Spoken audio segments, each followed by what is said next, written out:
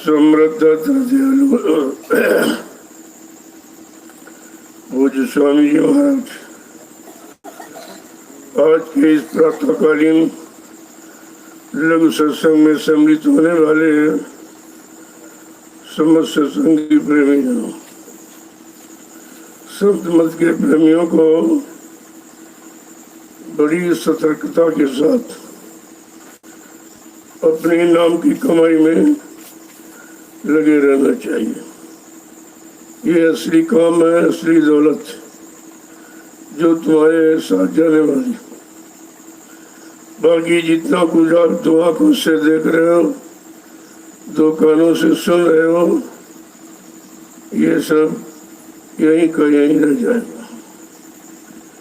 अपने साथ जाने वाली चीज को पकड़ना चाहिए जो तुम्हारे साथ जाए, अंत में तुम्हारे काम आए।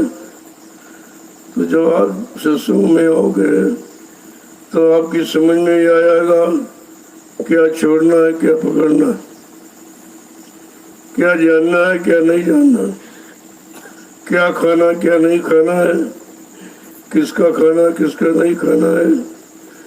जब आपकी रहनी गहनी संत मत के अनुसार हो जाएगी तब अंदर का रस मिलने लगता है। जब तक आप बाहर की रहनी गहनी में रहोगे, यानी काल माया की बनाई व्यवस्था में बने रहोगे, तो दयाल की कोई चीज समझ में नहीं आएगी। क्योंकि इधर मन को रस मिलता है, उधर जीवात्मा को आनंद मिलता है। ये दोनों रास्ते अलग अलग, और सत्संग में आकर ही आप इन रास्तों की जानकारी ले सकते हैं। क्योंकि ये स्वभाव मन का तीन युगों से काल माया की बनाई व्यवस्था का ही। अब धीरे धीरे जब कलयुग में संत पधारे तो उन्होंने आत्मा का रास्ता खोला, आत्मा की जानकारी दी।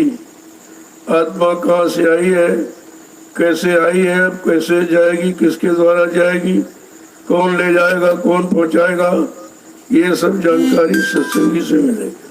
बिना सत्संग के कुछ नहीं होगा। वही आप किसी चीज को समझ ही नहीं सकते हो, जान भी नहीं सकते हो। सत्संग तुमको जगाएगा, इधर से उधर की तरफ खड़ा करेगा और यहाँ से ले जाएगा और सत्संगी पहुंचाएगा। बिना सत्संग के तो जानकारी नहीं होती, इधर की भी नहीं। क्या अच्छा है, क्या बुरा है, क्या पाप है, क्या पुण्य है, क्या शुभ है, क्या अशुभ है, कौन माँ बहन बेटी बहू है, ये सब जानकारी सत्संग ही कराता। तो चाहे भौतिक हो, चाहे आध्यात्मिक हो, चाहे नूरानी हो, चाहे जिस्मानी हो, चाहे अंतर्मुखी चाहे बहिर्मुखी हो, ये सब जानकारी सत्संग आपको देता। जब तुम वचनों को भूल जाते हो तभी आपत्ति मुसीबत दुखों में चले जाते हो। इसलिए कहा कि संसार में रहो लेकिन वचन हमेशा याद रखो। गुरु को सिर पे रखिए, चलिए आज्ञामान।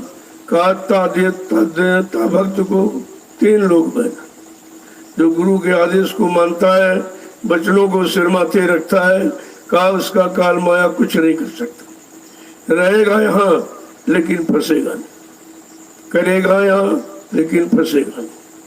कहने का मतलब है कि आप शरीर में तो हो, शरीर में मन भी है, शरीर में जीवात्मा, दोनों इसी शरीर में है। और दोनों को आपको समझना है कि शरीर में ये मन शरीर के लिए क्या कर रहा और जीवात्मा क्या कर रही। मन का काम है कि शरीर को भोगों में फंसाना। रस तो अपना लेता है लेकिन कष्ट तो शरीर को दिया जाता। महापुरुषों ने तभी तो इशारा करके कहा, अपराध करे कोई और, सजा कोई और पावे। अपराधी मन है तो पीटा जाता तो नहीं। जब लोग बुरा काम करते हैं तो कहते मारो उसको। अब वो कराने वाला तो दिखाई नहीं दे रहा, कराने वाला तो मन अंदर बैठा हुआ और ये शरीर बेचारा पीटे जा रहा। यही है काल माया का चक्र और इसी को आपको समझना है। लेकिन समझ आएगी कैसे? जब तक कोई समझदार जिसने समझ लिया है और समझ करके अलग खड़ा हो गया, वो समझदार ही आपको समझाएगा। बाकी ये सुनाना बताना ये कोई समझाना नहीं है। जब तक समझदार आपको नहीं मिलेंगे और समझदारी आप में पैदा नहीं करेंगे तब तक तो आपको कोई बात समझ में आएगी।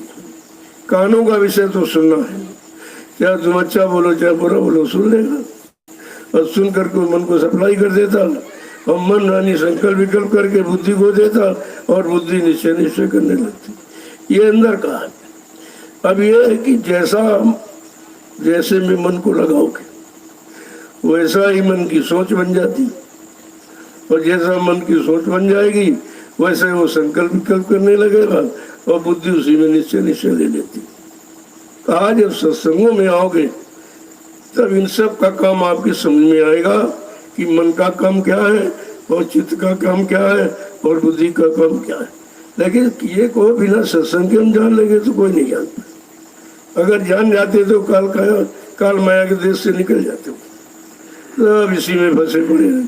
कोई राजा बन गया, कोई धनी मानी बन गया, गरीब अमीर बन गया, पढ़ा लिखा अनपढ़ बन गया, हिंदू बन गया, मुसलमान, ये तो ठीक है, लेकिन ये सब आवरण है पर्दा, इसमें है कुछ नहीं। कोई सच्चाई नहीं है, ना तुम कोई जाति हो, ना तुम्हारा कोई असली काम बताने वाला है। जब तुमको जानकारी नहीं मिली तो करोगी कैसे? इस बात को हमेशा ध्यान ख्याल में रखना चाहिए, और यही चौकसी सन्मत के प्रेमियों के अंदर होनी चाहिए कि संसार में रहो लेकिन संसार तुम्हारे में ना नहीं पाए। जैसे नाव बगैर पानी के चल नहीं सकती, लेकिन अगर स्थिति उलट जाए, पानी नाव में चला जाए तो डुबा देगी आपको। इसीलिए महापुरुषों ने कहा भाई समाज में रहिए, परिवार में रहिए, देश दुनिया में रहिए, लेकिन ये सब तुम्हारे अंदर होना नहीं चाहिए।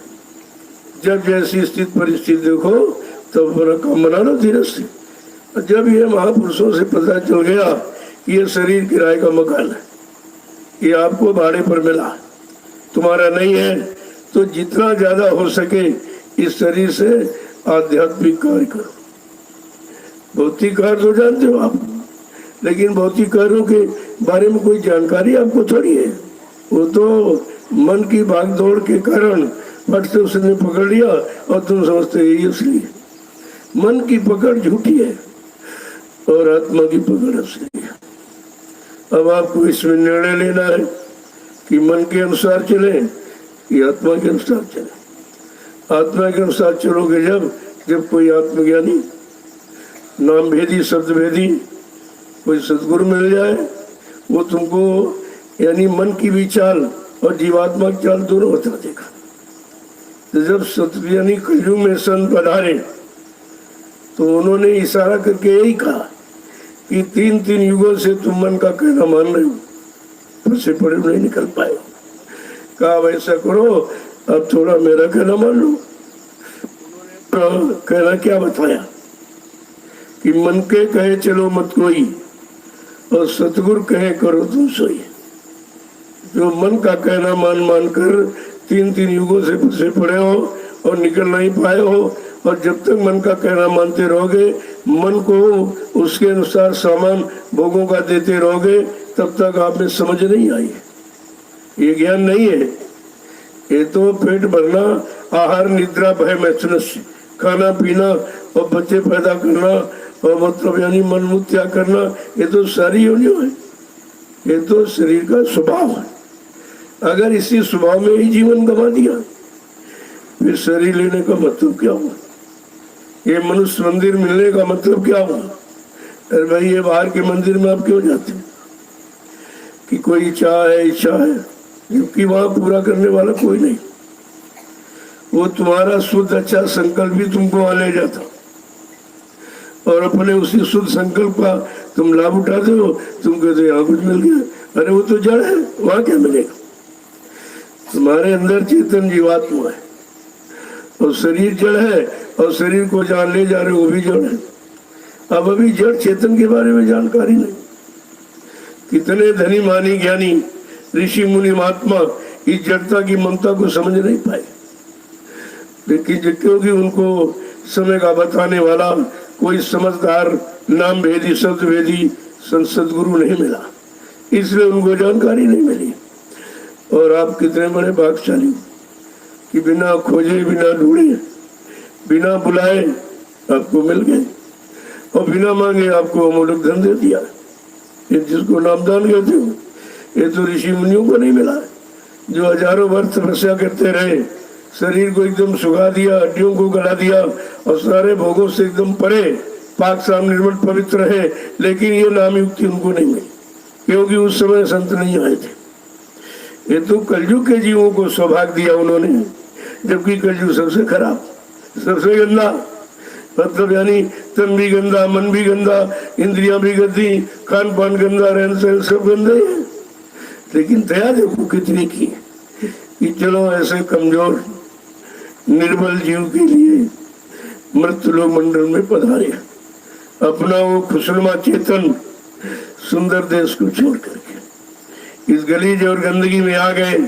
किसके लिए?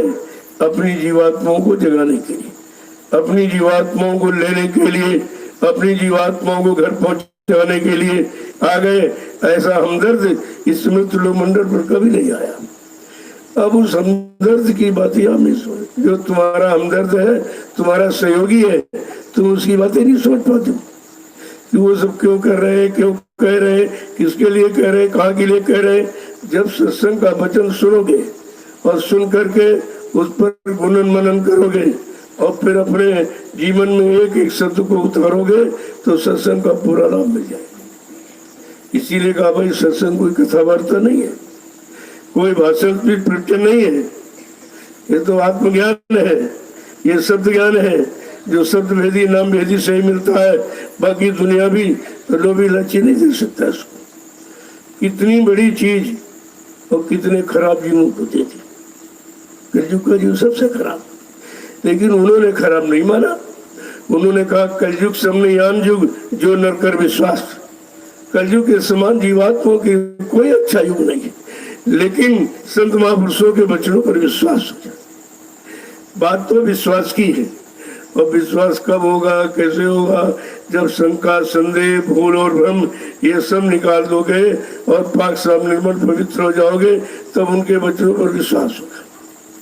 इसीलिए महापुरुषों ने कहा कोई भी काम बिन विश्वास न कोनो सिद्धि। बिना विश्वास के कोई काम सिद्ध नहीं होता, और विश्वास अभी हो नहीं पाया। अगर विश्वास होता तो 45 करोड़ ये भक्त थोड़ी जाते, ये उधर से बिखर जाते, ये स्वार्थ लोभ में फंस नहीं जाते। तो कहने का मतलब है कि देखना बात अलग, लेकिन अपने अंदर बसाना वो बात अलग। इसलिए नहीं कहा गुरु मूर्त ही विस्तारो। गुरु के स्वरूप को ये माने हृदय, आत्मा के हृदय पर उसको धारण करो, और आप केवल मन के हृदय तो रख दो। और मन तो इधर का है, उधर वाला है नहीं, तो कभी इसमें सहयोग नहीं करेगा, वो तो अनेक तरह की रहेगा। इसलिए कहा कि गुरु मूर्त ये विस्तारो। गुरु के स्वरूप को आत्मा के हृदय पर जब धारण करोगे तब निरंतर वहां पर प्रेरणा आत्मा को मिलती रहेगी। प्रेरणा ही आत्मा का बल है, और बल देते रहेंगे तो धीरे धीरे अपने बल पर उस ताकत से जीवात्मा को खड़ा करेंगे।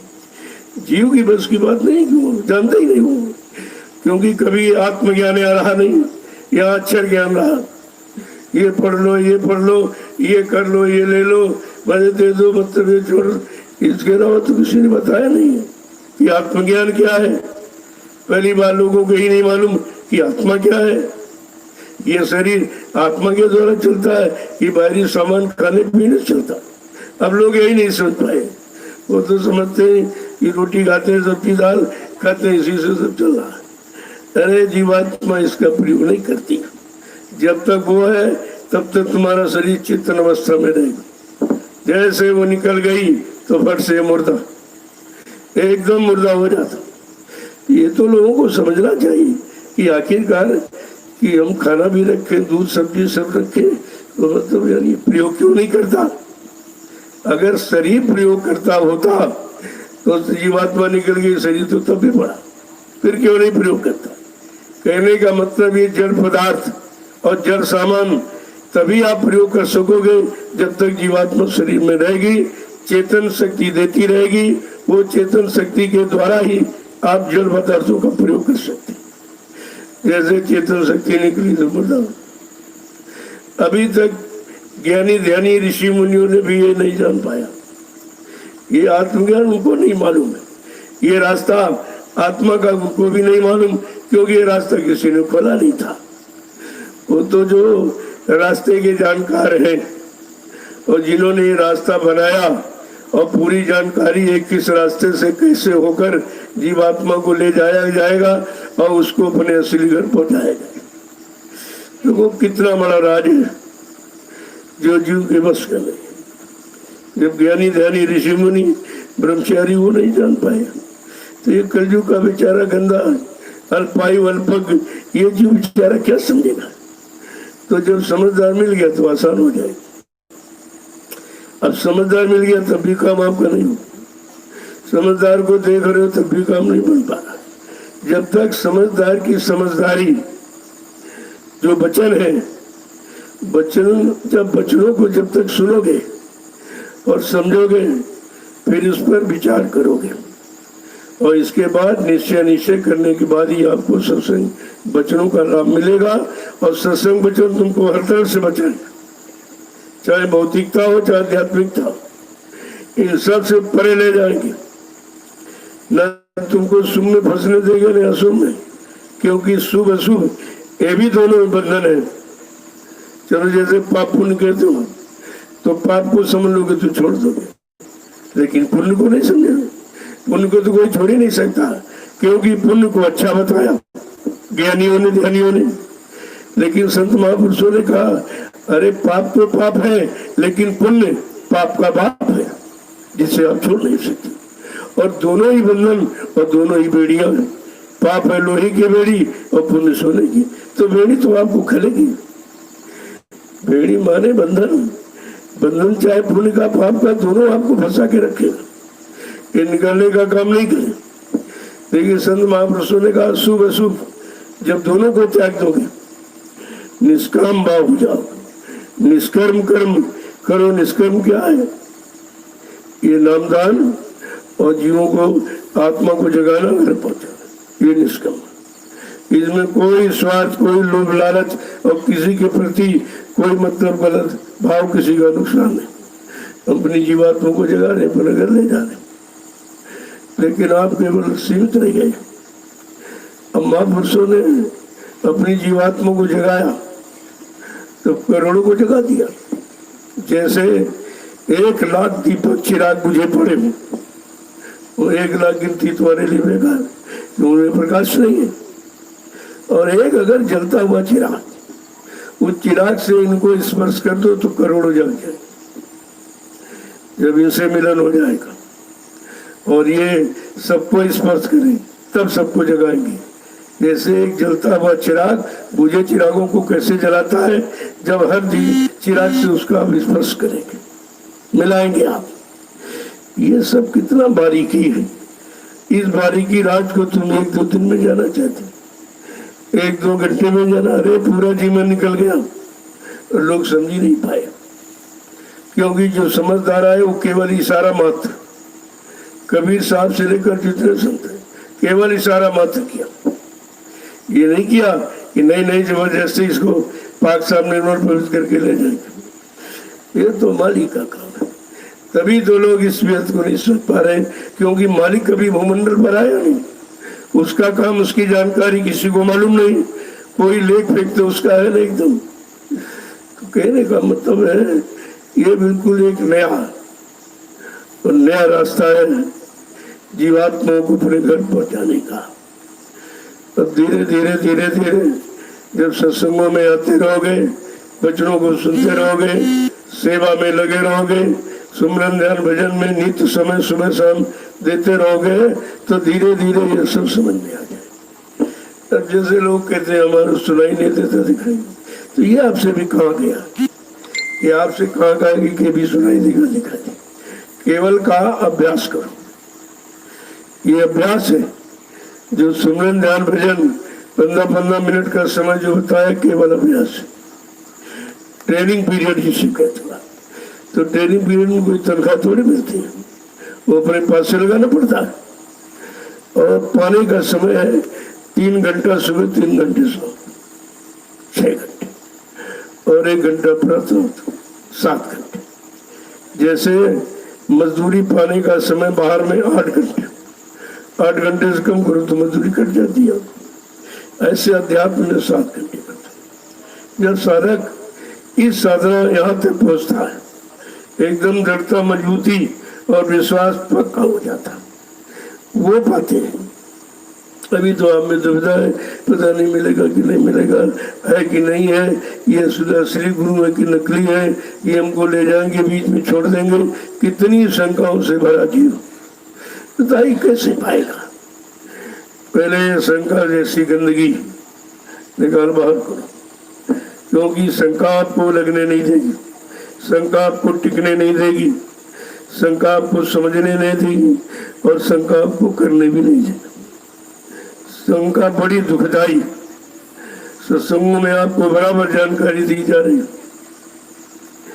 कि जिसने शंका की उसका सब कुछ खत्म हो गया। आपको उदाहरण के रूप में कि सबसे बड़ा भौतिक ज्ञान का ज्ञानी वो रावण विद्वान, वो बेचारा शंका से नहीं निकल पाया।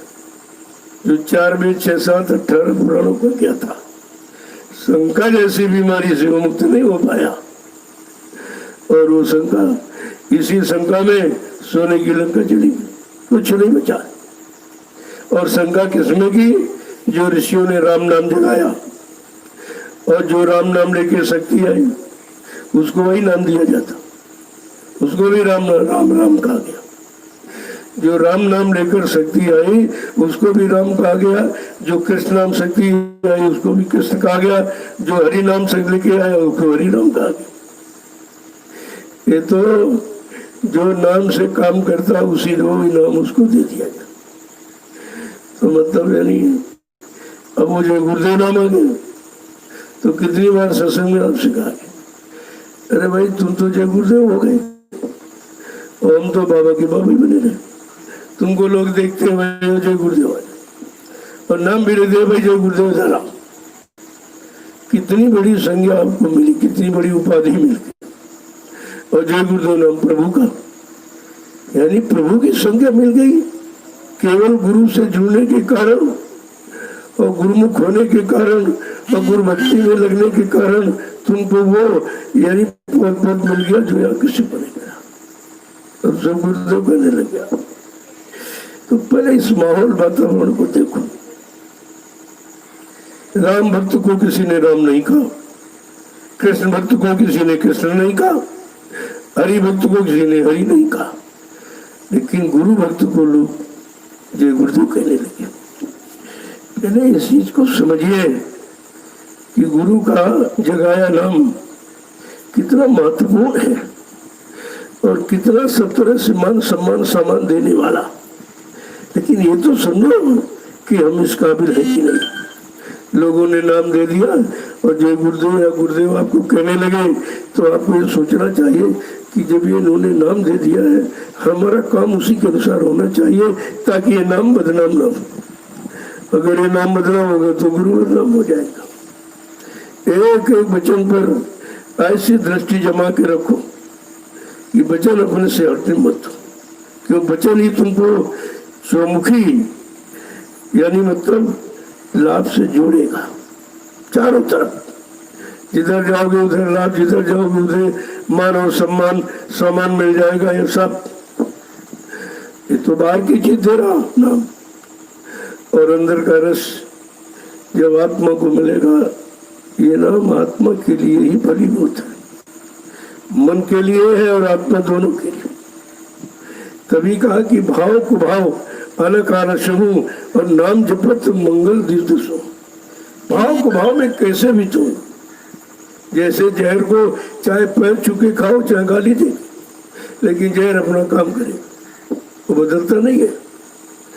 ऐसे नाम का इसमें तुम जैसे भी लो तो उसी तरह का आपको लाभ मिल जाएगा। लेकिन नाम कभी तुम गंदगी में तो क्या नाम गंदा हो जाए, गंदे भाव उच्चारण में नाम का उच्चारण को तो क्या नाम गंदा हो जाए। नाम पर गंदगी का असर नहीं होता, नाम गंदगी को दूर कर देता। जब इस बात को समझोगे तब इस्लाम को कभी नहीं छोड़ोगे। काला 24 घंटे चलते फिरते उठते बैठते खाते पीते काम करते नाम ना बिसरे। अगर नाम नहीं भूलते तो समझ लो आपका काम 24 घंटे हो रहा। 24 घंटे आप भजन कर रहे हैं। भजन का मतलब भजना, मिलना। मन को इस नाम में भांज दो, मिला दो, इसी में लय हो जाए, बस भजन आपका प्रारंभ हो गया। भजन कोई आंख बंद करना, कान बंद करना, माला घुमाना नहीं है। वो तो शैतान मन को रोकने की विधि है कि शैतान मन को कैसे रोका जाए। तो कहा कि सुमरन करो तो नाम रूप में इसको फंसाओ। जैसे बाहर के रूप देखता फंस गया, बाहर के रस देखता फंस गया, ऐसे अंदर का नाम रूप इन दोनों को इसीलिए बताया गया। वैसे इसमें भी कुछ नहीं। नाम रूप तो ईश उपाधि, ये नाम रूप दोनों उपाधियां हैं। आगे चल के न नाम रहता न रूप रहता, सब खत्म हो जाता। वो तो नाम रूप मोड़ने के लिए उधर की तरफ जाने के लिए एक इशारा कर दिया महापुरुषों ने, कहते नाम रूप भी नहीं रहेगा, का कुछ भी नहीं रहेगा। ना वहाँ नाम है ना वहाँ रूप है, वहाँ मतलब कुछ है ही नहीं। वो तो निखालिस प्रकाश ही प्रकाश। ऐसा प्रकाश का देश जहाँ की चेतन जीवात्मा रहने वाली, वही प्रकाश चैतन्य देश से संत महापुरुष आते हैं, वही ले जा सकते। यहाँ कोई बीच में सुनाने लगे, समझाने लगे तो मतलब वो उधर ले थोड़ी जा सकता, क्योंकि उधर वो गया नहीं है। जो उधर गए और उधर से इधर आए, कई बार उनको उनका रास्ता मजबूत होता है। वो कहीं किसी ने किताब में पढ़ लिया, किसी सुन लिया और सुनाने लगा, तो उससे काम नहीं होगा। न सुनाने वाला का काम होगा न सुनने वालों को काम होगा, क्योंकि दोनों क्या नहीं है। दोनों ने देखा नहीं, सुना नहीं, किया नहीं। तो पहले तो आपको समझना है ये सुनाने वाला केवल सुन के सुना रहा या करके बता रहा। जब तक ये बात आपकी समझ में नहीं आएगी, आपके समझ में कुछ नहीं। अब वो आत्मज्ञानी दोनों तरफ का, इधर भी काम करते उधर भी काम। अब इधर इसलिए कि हमारी जीवात्मा इधर मनुष्य शरीर में बैठे हुए, तो मनुष्य को पहले शांति का माहौल, सुख सुविधा का माहौल बनाया जाए ताकि निश्चिंत हो जाए और बैठ करके तब भजन करे। क्या ऐसी स्थिति में कोई भजन कर सकता? कितनी चिंताएं, कितनी समस्याएं हैं, कितनी उलझने हैं लोगों में, कितनी परेशानियां हैं। क्या ऐसी स्थिति में कोई भजन करेगा? तो पहले तो माहौल बनाया जाए। तब जो भजन कराने आया उसने कहा सबसे पहले माहौल बनाऊंगा, यानी कलयुग को भगाऊंगा और सतयुग को लाऊंगा। अरे तब होगा, ऐसे थोड़ी होगा। और इसलिए कहा सतयुग योगी सब विज्ञानी, करी हर ध्यान तरह वो प्राणी। सतयुग में तो हरि नाम था और उसका सुनन मतलब गुणन मनन करते थे, उस नाम को याद रखते थे और योग यानी भोग से हटकर योग में थे। जब योग समझ में आ जाएगा आपकी उम्र बढ़ जाएगी और भोगों में फंसे रहोगे, उम्र खत्म हो रही। उम्र का कितना यानी समय का नुकसान हो रहा। जो शरीर आत्मा को जगाने और परमात्मा से मिलने के लिए मिला, वो शरीर हम मन के अधीन होकर यहाँ भोगों में फंसे पड़े हैं और मन को जगा रहे हो, मन की निरंतर वासनाओं को पूरा कर रहे हो, तो कभी नहीं मानेगा। जब तक इसका इधर का रस का नहीं छूटेगा और इधर से उधर बेरुख करके नहीं खड़ा किया जाएगा, तब तक ये शैतान चलने वाला का। ये तो कभी जाने मानने को तैयार ही नहीं, क्योंकि उसको यहाँ रस मिला है। भाई जिसको कहीं लाभ मिल रहा हो तो आंसू क्यों हटेगा? लेकिन अब वो ये नहीं समझता ये लाभ कि हमारा नुकसान कर रहा है कि हमको लाभ देना। ये बाहर का जितना लाभ आप ले ये सब नुकसान ही अपना कर रहे, समय का नुकसान कर रहे। और समय जो मिला है अगर इसी में चला जाएगा तो फिर आप नाम योग कब करोगे? इन्हीं भोगों में फंसे रहोगे तो योग कब करोगे? वो नाम योग की साधना कब करोगे? शरीर की सारी शक्ति इन्हीं भोगों में क्षीण करते रहोगे तो मन में ताकत है ही नहीं, वो तो बलहीन हो गया, विवेकहीन हो गया, मतलब यानी कुछ सोच ही नहीं सकता। तो सर्वप्रथम महापुरुषों ने कहा कि घर गृहस्थी परिवार में रहो लेकिन थोड़ा संयम में। ये संयम शब्द बहुत जगह पूरे जीवन में हर मोड़ पर लागू होगा। तो कहा जब संयम में रहो, वाणी का संयम उतना बोलो जितनी जरूरत, कानों से उतना सुनो जो तुम्हारे लिए जरूरी हो, आंखों से वो देखो जो दृष्टि तुमको उधर की तरफ मोड़े। इसीलिए कहा तुम ध्यान मूर्तम गुरु मूर्ति, सच्चा ध्यान गुरु का, क्योंकि ये ध्यान उस तरफ ले जाने वाला। ध्यान मूलम गुरु मूर्ति, कितनी बड़ी चीज है। और पूजा मूलम गुरुपदम, पूजा है गुरु के चरणों की, पैरों की नहीं, चरणों की पूजा। पैर तो घोड़े गधे की पे, क्या उनको छूकर तुम कुछ प्राप्त कर लोगे? तो चरणों की। मंत्र मूलम गुरु वाक्यम, सच्चा मंत्र जो गुरु मुख से उच्चारण हो। ये 5 नाम तो आदिकाल से रहे, इसलिए गुरु को सच्चा नाम देना पड़ा जय गुरुदेव, जो स्वतः जगाया और जगा करके सिद्ध किया। कहा जय गुरुदेव का नाम के आगे कौन सा लगाया जाए, हरि लगाया जाए कि भगवान लगाया जाए कि खुदा लगाया जाए? कहते नहीं, प्रभु, प्रभु जिसकी सारी सत्ता है, ये हर लोक मंडल की सत्ता प्रभु की, इसलिए वो सबसे आगे बैठा है अनामी धाम में और वहां से सब मंडलों को देख रहा। कहा जब अनामी महाप्रभु प्रभु नाम लेकर जब मृत्यु लोक मंडल में आएंगे और दया कृपा मेहरबानी जीवों पर करेंगे और प्रभु नाम सुनाकर जीवात्मा को जगाएंगे, और किसी नाम से जीवात्मा नहीं जगी, न हरि नाम से, न राम नाम से, न कृष्ण नाम से। देखो कितना बड़ा खेल है, कितना बड़ा।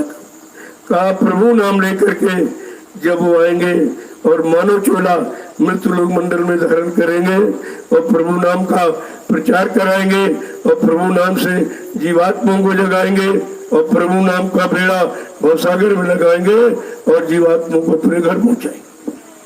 कहा ये तब काम, ये असली काम, और ये काम किसी ने नहीं किया। जितने नाम आए हैं केवल संसार भोगों तक सीमित, राजपाट, धन दौलत, मान और सम्मान, सामान दिलाया, पत्नी, बाल बच्चे, यानी जितना फंसाने का सामान काल का था वही दिलाया, क्योंकि ये काल नाम है। ये काल का नाम दयाल का नहीं था। अब ये भी जानकारी लोगों को नहीं थी कि काल क्या दयाल क्या, क्योंकि दयाल कभी आया नहीं और काल का यह प्रभुत्व रहा। 3 युगों पर उसी का शासन और उसी के शासन के अधीन हम लोग रहे और जो उसने कहा वो किया, वही तक सीमित रहे। तो ये बहुत बड़ा राज है, बहुत बड़ा रहस्य है। अब तुम कहो कि एक दिन में और 1 घंटे, 1 महीने में, 1 वर्ष में, तो धीरे धीरे रे मना धीरे सब कुछ। माली सींचे 100 घड़ा लेकिन ऋतु आए फल। अपनी इच्छा से तुमको नहीं, हम 100 घड़े डालेंगे और जल्दी ये पौधा तैयार हो जाएगा, तो ये पौधा सड़ जाएगा, पानी बगैर नहीं रहेगा, और पानी कर दो तो भी बेकार हो जाएगा। अनुकूल स्थित परिस्थिति को समझना चाहिए कि हमारे अनुकूल क्या है, हम क्या कर सकते हैं, ये भी तो नहीं मालूम। संत महापुरुषों ने अनुकूल स्थित परिस्थिति जीव के देख करके ये रास्ता खोल दिया और आपको नाम दे दिया। अरे भाई कुछ नहीं तो जय गुरुदेव तो कह सकते, उसमें भी शर्म लोगों को लगती। यहाँ जय गुरुदेव करेंगे, बाहर जाए नमस्ते करेंगे, जिसके बारे में कुछ नहीं। भाई नमस्ते में क्या है, नमस्कार में क्या है, इसमें कोई भगवान का नाम है, लेकिन सब कोई भगवान के नाम से अलग किया। सारे नामों से जो पिछले नाम उससे भी अलग कर दिया और वर्तमान का उससे भी अलग किया, तो जीव बेचारा भटक गया। अब इसे क्या मिला, उसको सारे नामों से अलग किया जा। पहले लोग सुबह उठते थे राम नाम, सीताराम, राधे श्याम, अरे कुछ न कुछ उच्चारण करते थे, लेकिन अब वो सब भूल गए। सब कहते नमस्ते, तुमने नमस्ते कहा, उसने कह दिया नमस्ते, तुम्हारा है वापिस कर दिया, न तुमको मिला न उनको मिला। अरे कहा उस नाम से अपना मतलब यानी दिनचर्या प्रारंभ करो, तभी लोग कहते हैं भगवान नाम लो, वहीं से उठो और भगवान नाम लो, यही से दिनचर्या। जब भगवान के नाम से प्रारंभ करोगे तब कोई गलत नहीं करेगा। लेकिन अब तो सबको हटा दिया और बड़े बड़े पढ़े लिखे धनी वाली सब बोलते कि नमस्ते में कौन सा लाभ रखा हुआ। तुमने कहा किसी वृद्ध से नमस्ते और वृद्ध ने बच्चे से कहा तो बच्चे ने भी लौटा दिया, नमस्ते करिए, बात खत्म हो गई वहीं पर। ना उसको मिला ना उसको मिला, तो उच्चारण का मतलब क्या हुआ भाई? उच्चारण तो इसलिए किया जाता है कि हमारी जबान शुद्ध हो जाए और जो हमारे कहने से उच्चारण करेगा उसकी भी वाणी शुद्ध हो जाएगी। शुद्धता का कितना बड़ा ये मतलब यानी प्रभाव। लेकिन अब जो सब कोई किसी का नाम नहीं ले रहा, न हरि का नाम, न राम का नाम, न कृष्ण का नाम। मतलब तो कहा कि भाई जब कुछ नहीं ले रहा, चलो समय का कलयुग का नाम दे दो इसको, शायद समझ में आ जाए। तो जय गुरु नाम बताए और शंका में चले गए, अरे अरे ये नाम कैसे प्रभु का हो सकता है। और वो पिछला त्याग दोहराने लगे, कहा वो कल सतयुग में तो हरि नाम था और त्रेता में राम नाम था और द्वापर में कृष्ण था, ये भगवान के नाम है। लेकिन ये भी कहता है कि ये सतयुग का है, ये त्रेता के द्वापर का, लेकिन ये नहीं समझ रहा कि भाई कलयुग का क्या है, क्योंकि तुम तो कलयुग में बैठे हो। तुमको सतयुग त्रेता द्वापर का नाम थोड़ी तुम्हारे काम आएगा। तुम्हें तो अपने समय का, अपने अनुसार जिसको तुम कर सको। अब जय गुरुदेव नाम में क्या आपको, लेकिन ये नहीं कि केवल जय गुरुदेव कहते ही हो, उसके अनुसार जीवन को बनाने की कोशिश करो, तब नाम काम करेगा। क्योंकि नाम के अनुसार जब तक माहौल वातावरण नहीं बनाओगे, नाम भी नहीं काम करेगा। ऐसा कुछ नहीं, यही समझदारी सत्संग देता है कि जब सत्संग में आओगे तो तुमको चौमुखी ज्ञान यानी चारों युगों का, चारों युगों के नाम का ज्ञान करा दिया जाएगा। कौन नाम कहाँ तक ले मतलब यानी आपको लाभ दे सकता है और किस मंडल तक पहुंचा सकता है, हर नाम का काम है। जहाँ से जो नाम आया वो उसी मंडल में पहुंचा देगा, अगर उनके अनुसार चलोगे तो। लेकिन जीवात्मा इन नामों से नहीं जुड़ेगी, ना ये नाम पिछले नाम लेने से जीवात्मा घर जा सके। उसको तो अपने समय का नाम चाहिए। तो कहा जीवात्मा की संभाल का, जीवात्मा को इधर मोड़ने का और उधर की तरफ जोड़ने का। कहा ऐसा कौन नाम है जो कलयुग के जीवों को, कहा ये जय गुरुदेव नाम प्रभु का, पहले परमात्मा का कार्य। देखो इसमें भी महापुरुषों में कितना, कभी कुछ कह देते कभी कुछ कह देते, अरे कुछ नहीं कहते सब कुछ कहते। जब जय गुरुदेव नाम परमात्मा का बताया गया तो लोगों ने, क्योंकि लोग परमात्मा तक ही सीमित थे, ईश्वर और घाट इसके तक सीमित थे, लेकिन प्रभु से प्रभु नाम तो थोड़ी जानते थे। देखो किस तरीके से आपको पिछला यानी मतलब भूतकाल का भी आपको समझाया और वर्तमान का भी आपको प्रमाण दे दिया कि वर्तमान में ये काम करिए। गोस्वामी जी महाराज ने रामचरितमानस में केवल यही रखा, बिन गुरु भवनी तरह ने कोई जो विरंच संघर्ष है। का ब्रह्मा विष्णु महादेव का पद और लोक क्यों न मिल जाए, लेकिन भवसागर बगैर सतगुरु की कोई नहीं पार कर सकता। अब यहाँ से भवसागर में डूब रहे, उधर ब्रह्मा विष्णु महादेव का नाम ले रहे, इधर देवी देवताओं का नाम ले रहे, साकेत लोक के राम उनका नाम, गोलोक का कृष्ण उसका नाम ले रहे।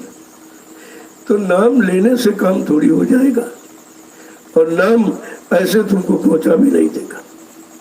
जब नाम के अनुसार तुम्हारी रहनी गहनी होगी, खान पान यानी सब शामिल है उसमें, तब ये नाम तुम्हारा सब काम करने लगेगा। अगर नाम के अनुकूल आपने अपने को नहीं ढाला, नहीं बनाया, नहीं बदला, नहीं बदला, तो नाम भी तो नहीं काम करेगा।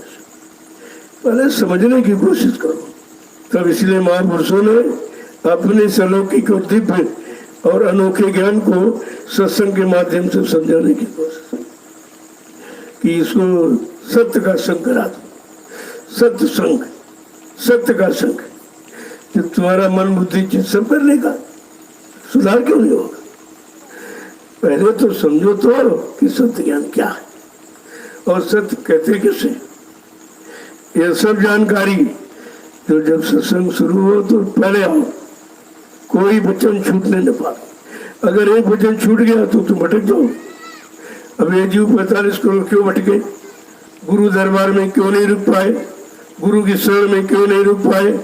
गुरु पर विश्वास क्यों नहीं कर पाए? क्योंकि ये वचनों से नहीं जुड़े थे, ये तो स्वार्थ लोभ लालच से जुड़े थे। और जब खेल हुआ तो तुरंत परीक्षा। ये खेल परीक्षा ही तो है कि भाई इसमें कितने, यानी मतलब वो अध्यात्म है, कितने भौतिक में। कौन गुरु की बात मान रहा और कौन अपनी बात गुरु से मनवा रहा, ये तो आपको जानकारी लेनी चाहिए। तो इसलिए जैसे ही आवाज मिली, देखो अभी आ रहा है, इनको क्या मिलेगा? सत्संग से खत्म हो गया तब आना शुरू किया। अरे यहाँ आए हो तो घर वाली रहनी गहनी घर में छोड़ाओ, हमेशा कान लगाए रखो, कब कहाँ कैसी आवाज लग रही फौरन पहुंचिए।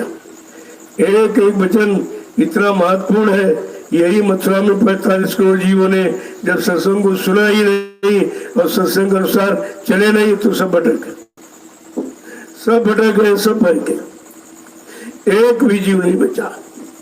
अगर ये अभियान न चलाया गया होता तो तुम सब काल के काल में खड़े थे, तुम भी वही थे शंका में। ये तो धीरे धीरे धीरे कितनी मेहनत की गई, रात दिन। तुम्हें क्या मालूम, तुम ऐसे थोड़ी आ गए हो, तुम्हारे लिए कितनी मेहनत की। वहां तो दोनों जगह कोई मेहनत नहीं। जो पुराने गुरु के जगह जीव थे उनको मिल गया, जगह जगह जीव मिले, यानी बनी बनाई व्यवस्था और वो लूटने लगे। अरे यहाँ से मेहनत की गई है कि उधर से इधर कैसे लाया जाए, क्योंकि सब भटक गए थे। जब सब चले गए तो उनको फिर पुनः गुरु के वचनों की याद कराई गई कि समय पर ये वचन कहे गए, ये सुनाया, मैंने ये कहा, मैंने ये कहा, मैंने ये किया, ये करके दिखाया, सब कुछ तो आपके सामने रखा।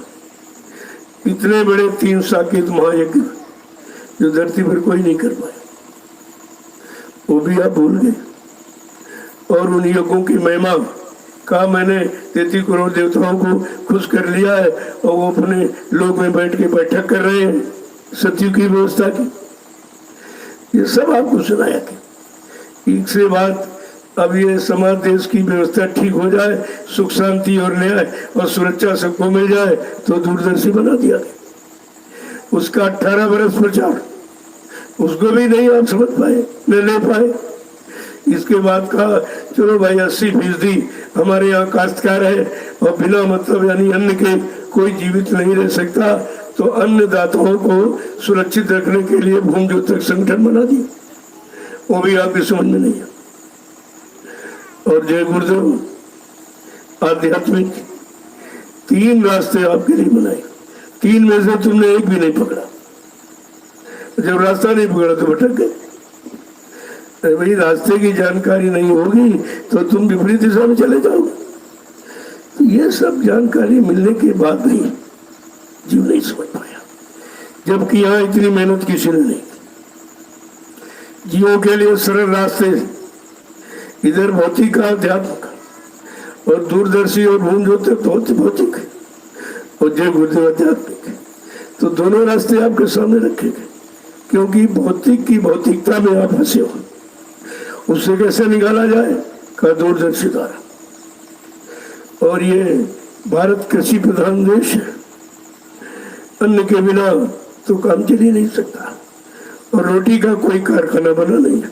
जहाँ से आप ले लोगे वो तो काश्तकार के खेत है, ये अन्नदाता है। अगर ये अन्न न दे तो कोई जिंदा रहेगा? यानी जीवन शक्ति उसके हाथ में, उसके लिए कोई व्यवस्था नहीं थी, वो भी भटक रहा था। तो फट से कहा चलो इनको सुख सुविधा और न्याय देने के लिए फौरन मां भूमि ज्योतिक संगठन की स्थापना करते। उसका भी आपको बताया। उत्तर प्रदेश में बहराइच जिला है, उसमें मतलब यानी 10-11-12 ये समय रखा गया। ये 3 दिवसीय भूम ज्योतक संगठन का कार्यक्रम, भूम ज्योतक की स्थापना बैराज में की। कितनी पावन पवित्र जमीन काश्तकारों के लिए थी, क्योंकि काश्तकारों को सुख देने वाला संगठन बैराज में। और अंतिम दिन कहा कि बच्चा, अगर तुमने विश्वास के साथ ये भूम ज्योतक झंडा पकड़ लिया तो हिंदुस्तान में जितने जिम्मेदार काले पीले नीले हरे झंडे लिए घूम रहे, ये अपने अपने झंडों को फेंक कर अगर तुम्हारे भूम ज्योतक झंडे के नीचे ना आ जाए तो इस बाबा को बाबा मत कहना। कितनी बड़ी प्रतिज्ञा, कितना बड़ा संकल्प, वो भी भूल गए, वो भी लोगों की समझ में नहीं आए। तो इन 45 करोड़ में समझदार किसको माना जाए, किसको सत्संगी, किसको गुरुमुखी गुरुभक्त माना जाए, जो गुरु की कोई बात नहीं पकड़ पाई और आपका नुकसान हो गया। अब वो तो अपना बीज सुरक्षित रखते हैं। संत बीज कभी नष्ट नहीं होता है, कोई न कोई आधार, कोई न कोई तरीका बना देंगे और फिर आपको उसी रास्ते पर लाके खड़ा कर देंगे। धीरे धीरे जब चलने लगोगे, क्योंकि पिछला तो आपको मालूम है कि हमारे 60 साल मथुरा में बेकार चले गए, उसका कोई मतलब नहीं निकला। न सुनने का, सत्संग सुनने का, न सेवा करने का, न सेवा देने का, न सुमरन ध्यान का अभ्यास करने का कोई तो लाभ आपको मिला नहीं, क्योंकि 60 वर्ष आपने कमा दी और 8 वर्ष ये 68 साल। अब 68 साल तो जीवन हो गया पूरा। एक जिंदगी का समय तुम्हारे सामने खर्च किया गया और लोगों की समझ में कुछ नहीं आया, जबकि इसमें कोई करना नहीं है, कोई तकलीफ नहीं है, कोई बाहरी शारीरिक कोई साधना, कोई कसौटी आपको नहीं करनी, इतना सरल कर दिया, फिर भी जीव नहीं पकड़ पाया। अब आप सोचिए कलयुग का जीव कितना ज्ञानी है, कितना बलहीन है, विवेकहीन है, जो गुरु की कोई अच्छी बात नहीं पकड़ पाए, एक भी वचन नहीं पकड़ पाए। तो ये सब विचार विषय है। जब अब तो सत्संग शुरू हुआ है कि धीरे धीरे धीरे धीरे आपको अंदर की तरफ मोड़। ये सत्संग केवल यही होता है, वो बाहर होगा वो सामूहिक आम आवास के लिए, उसमें भौतिकता ज्यादा, आध्यात्मिक कम, क्योंकि सांसारिक का तुमको मालूम नहीं। तो कहने का मतलब है ये खास सत्संग, वो आम है, ये खास। और जब खास सत्संग सुनने लगोगे, धीरे धीरे निजी लाभ क्या है? भजन। भजन में किसी का साझा नहीं है, वो स्वतः अपने लिए होता है। तब आपको खास सत्संग समझ में आया। आम खास निजी, ये निज अपनी निजी जीवात्मा गला और सीधे हो गया। फिर गुरु आमने सामने, जब अंदर में ज्ञान हो जाता है तो गुरु सामने खड़ा, फिर आमने सामने ऊपर जैसे गुरु को पकड़ा तो किसी मंडल में जाकर कोई मंडलाधीश आपको रोक नहीं सकता। ये सब हमदर्दी है। तो धीरे धीरे जब आते रहोगे और तब तो वचन आपके सामने रखे जाएगा। अब अगर एक बार की निखारी सत्यात्म कर दिया तो तुम सोने लगोगे या तो उठ के चले जाओ, क्योंकि उसमें तो मन को कोई रस है नहीं, वो जीवात्मा के रस का विषय। जय गुरुदेव, जय गुरुदेव, जय गुरुदेव, जय गुरुदेव। नाम किसका? जय गुरुदेव। नाम किसका? प्रभु का प्यारा नाम। अब आप लोग खड़े हो जाते, एकदम करंट जैसा लगना चाहिए, तब तुम्हारे अंदर जाना जाए कि नाम को आपने पकड़ा और उस काम को समझा। अब काम करने की तैयारी में आप बैठे। जब काम करने की तैयारी में आदमी कितना सतर्क रहता है, पता नहीं कब आते उसको जल्दी करें। तो ये भी कवायद नहीं है, ये सब उधर की तरफ मोड़ने का तरीका है। अब जैसे कहा कि मतलब दाएं मुड़ जाओ, बाएं मुड़ जाओ, पीठ पीछे मुड़ जाओ, फिर कहा हमारी तरफ मुड़ जाओ। ये मतलब नहीं सुनते रहे। और रोज कराया जाता था और समझ कुछ नहीं। अपनी तरफ मुड़ने की बात समझ लेते कि दुनिया में कहीं जाओ, किधर जाओ, कुछ भी करो, लेकिन तुम्हारा मुख गुरु तरफ रहना चाहिए। वो है गुरुमुखी, इसका मुख गुरु की तरफ। देख रहा भाई कब वचन मिल जाए, कब तरीका मिल जाए, कब सरल कर दे, कब हमारे पर दया कर दे। ये हमेशा मुख उसी तरफ, दया को पारिक तरफ मुख को रखना चाहिए, तब आपको गुरुमुखी माना जाएगा। जय गुरुदेव। अब देखो आज जाने का समय, मैं इसीलिए थोड़ा लेट आया हूँ, आधा घंटा।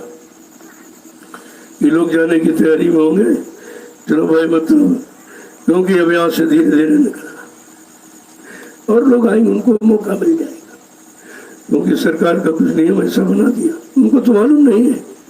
यहाँ वो भीड़ नहीं है जो बाजारों में होती है, वो भीड़ नहीं जो सड़कों पर होती है, जो दुकानों पर होती है वो भीड़ नहीं। इस भीड़ में उस भीड़ में वो अंतर है। और वो भीड़ परेशानियों की, सांसारिक सामान भोगों की खरीदने की भीड़, और ये अध्यात्म का सौदा है। अब बेचारे वो संसारी क्या जाने इनको क्या है, क्या भीड़ हो रही। तुमने ठीक ठीक ठीक हम प्रेमियों को सत्संग देखो, सत्संग मिला आपको, सेवा भी मिली और भजन भी आपने किया, तो कार्यक्रम तो आपका हो ही गया।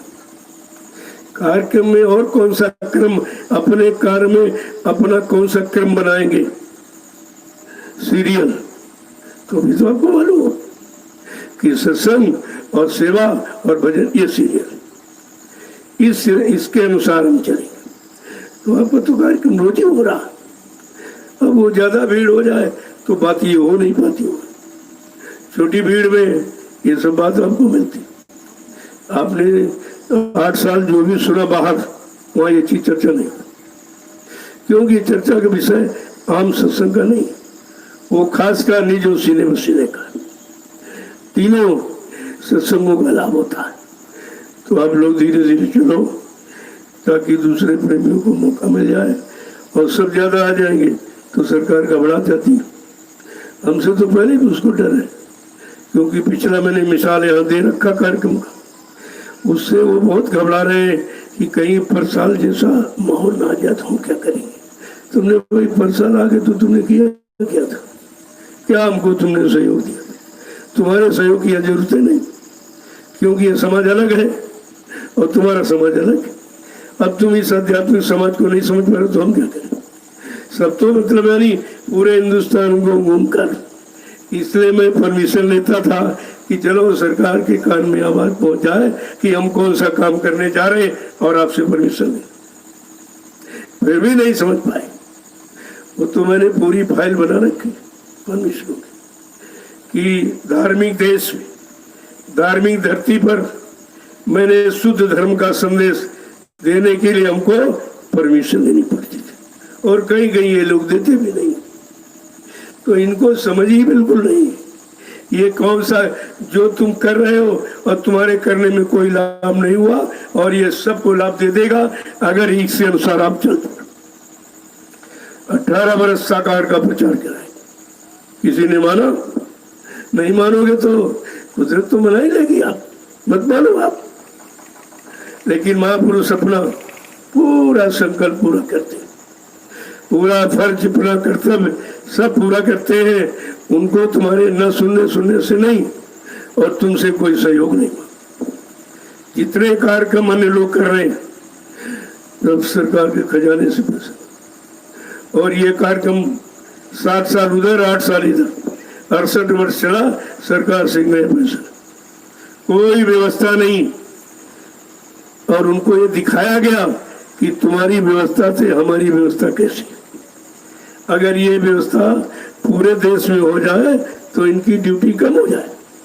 ये सब मैं बराबर कहता सत्संग में, तुम कोतवाली में, थाने में, चौकियों में बैठ करके वहीं से सुपरविजन संचालन कीजिए, आपको भागदौड़ करने की जरूरत नहीं है। अगर ऐसा माहौल देश में बन जाए और तुम उसका सहयोग कर दो तो सहयोग की जगह वो बंद कराते, कार्यक्रम बंद करिए, बहुत भीड़ हो गई, बहुत कि हमने तो भीड़ तो मैंने पहले बहुत लगाई, 10-10 लाख प्रेमी इकट्ठा हुआ, तब कोई किसी तरह की अपनी घटना, कोई बीमारी, अरे बीमारी यहाँ नहीं आएगी, क्योंकि यहाँ सब शाकाहारी, कोई मांसाहारी नहीं। उन स्थानों पर जो तुमने धार्मिक स्थलीन पत्थर के बना रखे, वहाँ सब जाते हैं मांसाहारी पूजा करते, तो वहाँ पर तो बंधन लग गया। अब यहाँ बंधन लगाओगे तो और नुकसान होगा। अगर ये सामाजिक अच्छे समाज की स्थापना हो, अच्छे सच्चे चरित्रवान लोग निकले जो देश की व्यवस्था को आगे बढ़ाए, अगर इसको आपने रोका तो और नुकसान हो जाएगा आपको, और नुकसान हो जाएगा। तो मैंने कहा भाई मेरे यहाँ तो कोई बीमारी नहीं, और बीमारी यहाँ आ भी नहीं सकती, क्योंकि बीमारी के लिए कोई जगह नहीं है। बीमारी वहीं जाती है जहाँ पर बदपरहेजी होती है, वहाँ रहती है। तो यहाँ तो कुछ नहीं है। पहले इन्होंने देख लिया, जब 3 महीने लॉकडाउन आपने लगाया, तभी 150-200 आदमी आश्रम में थे, लेकिन कितनी मर्यादा में कि आश्रम का व्यक्ति ना कोई बाहर गया और न बाहर का अंदर आया। तो नियम का पालन तुम्हारा हम करते, तुम्हारे यहाँ कोई बंधन, कोई नियम नहीं है। इतनी बाजारों में भीड़, दुकानों पर भीड़, अभी क्या तुम इसको रोक सकते हो? तुम्हारे बस की बात। तुमने 3 महीने लगाकर देश को 10 साल पीछे भी ढकेल दिया, सब तुम्हारा काम खत्म हो गया। अब तुम्हारे बस का वैसे भी नहीं था, अब तो और नहीं। अब उस घाटे को पूरा करने के लिए देखो, घाटे की पूरा करने के लिए कहाँ जाके गिरे? सबसे पहले शराब की ठेके खोल दिए। अरे खोलना चाहिए था दुकान, आवागमन जो रोज दैनिक जीवन में काम आने वाले, जिससे लोग परेशान है, वो तो उसको बंद, ये खोल दिया। कहा बड़ी प्रॉफिट है, अब तुम प्रॉफिट पर चलेंगे। तो जनता के प्रति तुम्हारा क्या भाव रहा? तुम्हारा ये लगाने का मतलब क्या? बचाने की बात करते हो, क्या शराब पी के तुम बचा सकते हो किसी को?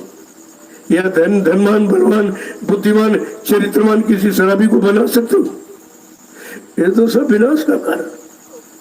अब विपरीत बुद्धि है तो विनाश तो होगा, वो तो निश्चित है।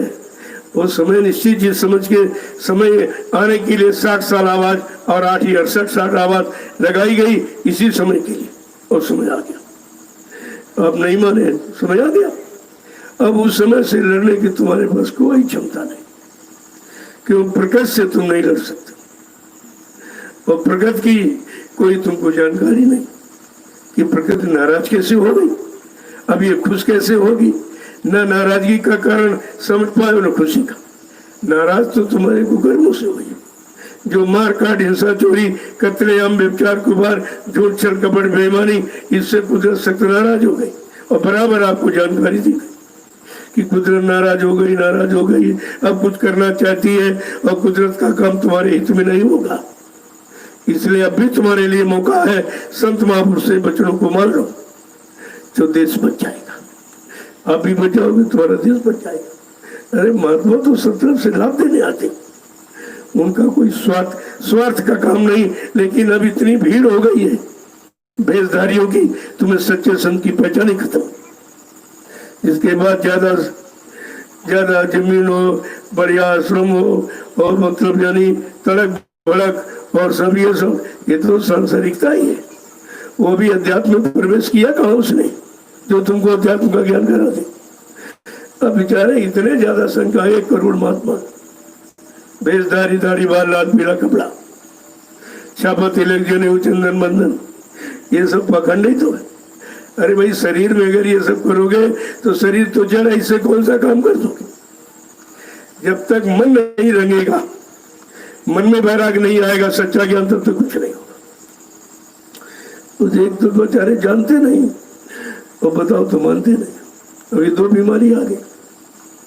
जब तुम जानते नहीं हो तो कर नहीं सकते हो, जानकार बता रहा उसकी मानते नहीं, तो ये सब काम कैसे होगा?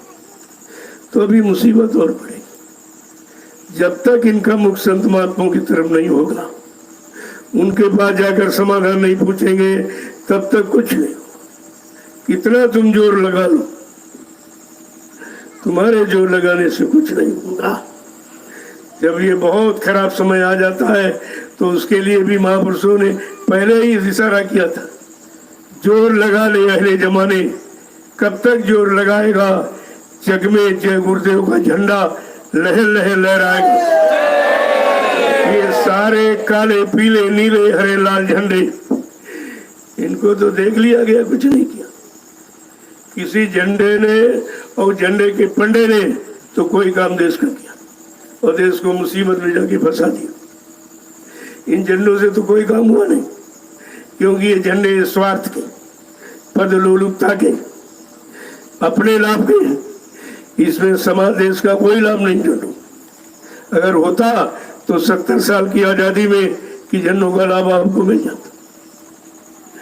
इनको क्या मालूम कौन सा झंडा। झंडा माने अधिकार, झंडा अधिकार का प्रतीक है कि हमारा मानव अधिकार कहाँ मिलेगा, हमको अपना मानव जीवन कहाँ मिलेगा, हमको मानव चरित्र कहाँ मिलेगा। तब ये जात समझोगे जानोगे तभी तो इसका लाभ आपको मिलेगा। मैं तो कहना ही बंद कर दिया। केवल बलरामपुर में आखिरी सत्संग था, मैंने कहा जितने लोग खड़े बैठे हो इसमें से तमाम लोग शरीर छोड़ के चले जाए, उनको आगे का सत्संग नहीं मिल सकेगा। ये बराबर दोहराया गया हर कार्यक्रम में। ये भी नहीं समझे कि शरीर चला जाएगा, कैसे चला जाएगा, कौन जबरदस्ती ले जाएगा। कहा तुम्हारे कर्मों के द्वारा जो प्रकृति उपचार बनाई उसी से चला जाए। इस कीटाणु बम ने कितना भारी जनहानि किया, सारे विश्व में कितने लोग मर गए। कीटाणु बम, अणुबम, परमाणु बम इसके सामने कुछ नहीं। ऐसा प्रकृति के पास कीटाणु बम है। जब वो कीटाणु बम छूटेगा और वो मतलब यानी वो कीड़े जब फैल जाएंगे तो तुमको तुम्हारी जनहानि करती। हाँ, अगर शाकाहारी है जन्म से, उस पर कीटाणु का कोई असर नहीं होगा, क्योंकि शाकाहारी के शरीर में जो खून है, वो खून में जो कीटाणु है वो हर भगत के हर इससे लड़ सकते हैं, इनसे लड़ सकते हैं, उनको परास्त नहीं करेगा। अब मांस खाने से, शराब पीने से खून के कीटाणुओं की शक्ति कमजोर हो जाती है, इसलिए वो प्रकृति के द्वारा जो कीटाणु फैलाए गए उनसे वो लड़ नहीं सकती, उन पर उसका प्रभाव हो जाता है, उन्हीं लोगों का वो ग्रसित हो जाता है। यही नहीं विचार किया भी शाकाहार का प्रचार क्यों हो रहा। अरे हम तो शाकाहारी तो जन्म से हैं। परमात्मा ने शाकाहारी सदाचारी ब्रह्मचारी बनाकर आपको पैदा भेजा। माँ के गर्भ से जो बच्चा पैदा होता है, चाहे हिंदू घर में चाहे मुसलमान, लेकिन किसी माँ ने पैदा होने के बाद अपने बच्चे को शराब नहीं पिलाई, अंडा नहीं खिलाया, मुर्गा मीट नहीं खिलाया, सबको माँ ने दूध पिलाया, दूध शुद्ध शाकाहारी। अगर इस शाकाहार को समझ लेते हैं कि हमारा तो जन्म सिद्ध अधिकार ही है, हम जन्म ये शाकाहारी सदाचारी ब्रह्मचारी 3 गुणों को लेकर हम पैदा हुए हैं। अगर 3 गुण तुम्हारे शरीर से निकल जाए तो परेशानी आ जाए, तो 3 में से तो पहले तुमने खत्म कर दिया, तुम शाकाहारी नहीं रह पाए तो फिर कैसे बच पाओगे। जबकि ये भी कहा गया चलो तुम धर्मात्मा महात्मा नहीं बन पाए, मतलब यानी तो शाकाहारी बन जाओ, इसमें कौन सी आफत है। शाकाहारी बनने में कोई खर्चा नहीं, बल्कि जो अनावश्यक धन बर्बाद करते हो वो तुम्हारा बच जाए और बाल बच्चों की पढ़ाई लिखाई और शादी ब्याह घर मकाने बनाने में काम आवे। महात्मा तो सब तरफ से आपकी मदद करना चाहते, लेकिन दुनिया ऐसी बाबरी, कोई ग्राहक न बचा, कोई ग्राहक ही नहीं। इस सत्य ज्ञान और सरल ज्ञान और मतलब यही सब तरफ से सुरक्षा करने वाला इस ज्ञान तो मुफ्त पे बटरा लेके लेने वाला, तो आपत्ति मुसीबत तो आ ही जाएगी। जिसने भी इस समय की बात सुनी नहीं मानी वो सब मारी गई। इतिहास उठा के देखिए तो तुम्हारे वर्तमान की मजबूती कैसे होगी। पिछला इतिहास वर्तमान की मजबूती के लिए होता। ये लोग क्यों मारे गए, बड़े धनीमानी थे, बड़े ज्ञानी विज्ञानी थे, बहुत उम्र वाले थे, फिर मारे क्यों गए, क्या कारण है। तो उस कारण का पता चल गया कि इस समय से जो बताने आए समझाने, उनकी बात नहीं मानी तो मारे गए समय से। और आज नहीं मार रहे हैं तो सबको मारेगा। अब उस समय काल शक्तियां थी वो मारती थी, लेकिन आज दयाल शक्ति है तो उसकी बात नहीं मानोगे तो वो तो दयाल है, वो तो मार काट हिंसा करते नहीं, लेकिन अगर वो चार्ज प्रकृति को दे देंगे तो प्रकृति सब करती, और प्रकृति ने कर दिया। सारा विश्व एकदम किसी किसी देश में कुछ नहीं बचा। अभी तुम बताते नहीं है, छिपाते सब है। कहा बड़ी बड़ी शक्तियां नाकाम होंगी। जो देश अपने को शक्तिशाली कह रहे हैं, मेरे समान कोई साकर शक्ति वाला नहीं है, वो वीरान हो गए। और नहीं मानोगे तो वीरान हो जाएगा, और नहीं मानोगे तो वो यहाँ भी आ जाएगा। यहाँ भी तुम नहीं रोक पाओगे, लेकिन वो अपने जीव को रोक लेंगे कि उन्होंने पहले से शाकाहारी बना रखा, मजबूत है वो प्रकृति से लड़ सकते हैं। कहने का मतलब यह है, जब आप 60-68 साल सुनाया गया, सुनाने में कोई दान दक्षिणा रुपया पैसा तो मांगा नहीं गया, एकदम मुफ्त प्रेमियों ने अपना खर्च किया। सरकार की भी एक नई पाई कभी नहीं, और संसारी लोगों की कभी नहीं। प्रेमियों ने अपनी गाड़ी कमाई खर्च करके जगह जगह कार्यक्रम करवाए, यानी जानकारी दी। ये उनकी गुरुभक्ति है कि चलो हम गुरुभक्त है, अपने गुरु के बच्चों को एक बार जरूर अपने जिले में या तहसील ब्लॉक में मतलब यानी सुना देंगे, ताकि लोग ये न कहें तुम जानते तो बताए क्यों नहीं था। सब कुछ किया, किसी समझ में आया कुछ नहीं, समझोगे तो फिर मारेगा। वो तो आपके पहले आपको पहले ही बता दिया गया कि देखो, अगर ये हिंदुस्तान धार्मिक भूमि है, ये भोग भूमि नहीं योग भूमि है, और ये परमात्मा को भी प्यारी है। ज्यादातर अवतार भारत देश भूमि पर हुआ है, एक हाथ कोई इधर उधर, लेकिन ज्यादातर अवतार भारत। इससे साफ जाहिर होता है कि परमात्मा को भी जमीन प्यारी है। जब परमात्मा को प्यारी है और परमात्मा आता जाता रहा इसको ठीक शुद्ध करने के लिए, और तुम गंदी करते रहे, वो सफाई करते रहे, और माने तुम तब भी नहीं मानोगे तो परिणाम तो खराब ही होगा।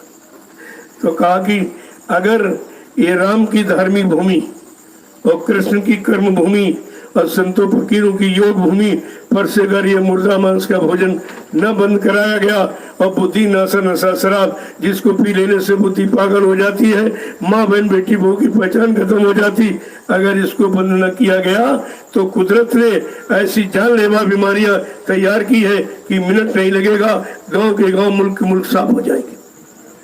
ये सब पहले से आपको जानकारी, कोई ये नहीं कह सकता। पूरे हिंदुस्तान में घूम घूम कर ये पहले जानकारी दी गई, बताने के बाद भी आप नहीं मानो।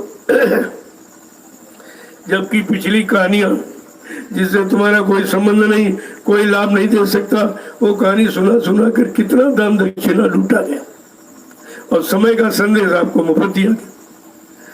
कोई यहाँ दान नहीं, कोई चढ़ावा है, ये कामयाब नहीं होता।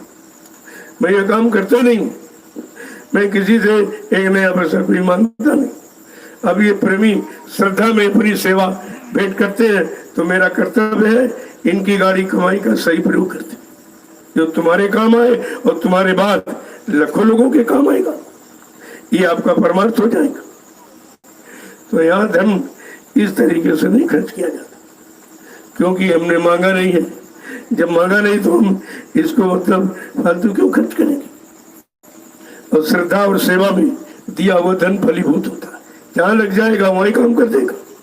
श्रद्धा की चूनी भली, देखिए कितनी बड़ी बात, चूनी वाले भूसी जो आटा छानने के बाद चूनी नहीं बनती, कहा अगर श्रद्धा से वो दोगे तो उससे भी काम हो जाए। यानी श्रद्धा को कितनी बड़ी प्राथमिकता दी गई कि श्रद्धा वो है जिससे सब काम आपके पूरे हो जाएंगे।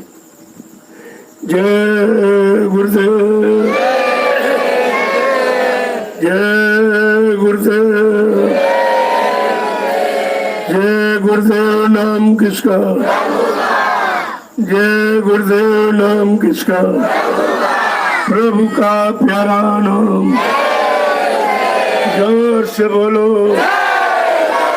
सब मिल बोलो, बोलना होगा अभी शांति से बोलो, दुख दर्द हरेंगे, सब कष्ट हरेंगे, सुख शांति भी देंगे, सबके दाता, सबके मालिक। प्रेम से बोलो, ये नाम नहीं इंसान का, ये काम नहीं इंसान का। जय गुरुदेव। अगर पूरे देश में इस्लाम की आवाज लग जाए तो जो बीमारी से लोग परेशान हो रही है, चलिए नाम से काम होगा। तुम्हारे भाषण स्पीकर से कुछ नहीं। 70 साल भाषण स्पीच देते रहे, क्या हुआ? कुछ नहीं। और इधर भौतिकता में भाषण स्पीच कुछ नहीं हुआ, और उधर धर्म में प्रवचन होता रहे, कुछ नहीं। न प्रवचनों ने काम किया, न भाषण स्पीच ने काम किया। कि वो विषय करनी का है, वो कथरी बकरी की नहीं है, और तुमने करनी में उतारा नहीं, न तुमको लाभ न जनता को लाभ दे पाए। तो दोनों व्यवस्थाएं बिगड़ गई। इधर नेताओं ने राजनीतिक व्यवस्था बिगाड़ दी, इधर बाबाओं ने धार्मिक व्यवस्था बिगाड़ दी। दोनों तो दोषी हैं। तभी तो सन 80 में कहा गया था, अगर कोई अपने नाम के आगे संत लिखने लगेगा, सतगुरु लिखने लगेगा, भगवान सरकार महाराज लिखने लगेगा, एक दिन सब ये जेल का दरवाजा देखेंगे, क्योंकि सच्चाई नहीं है।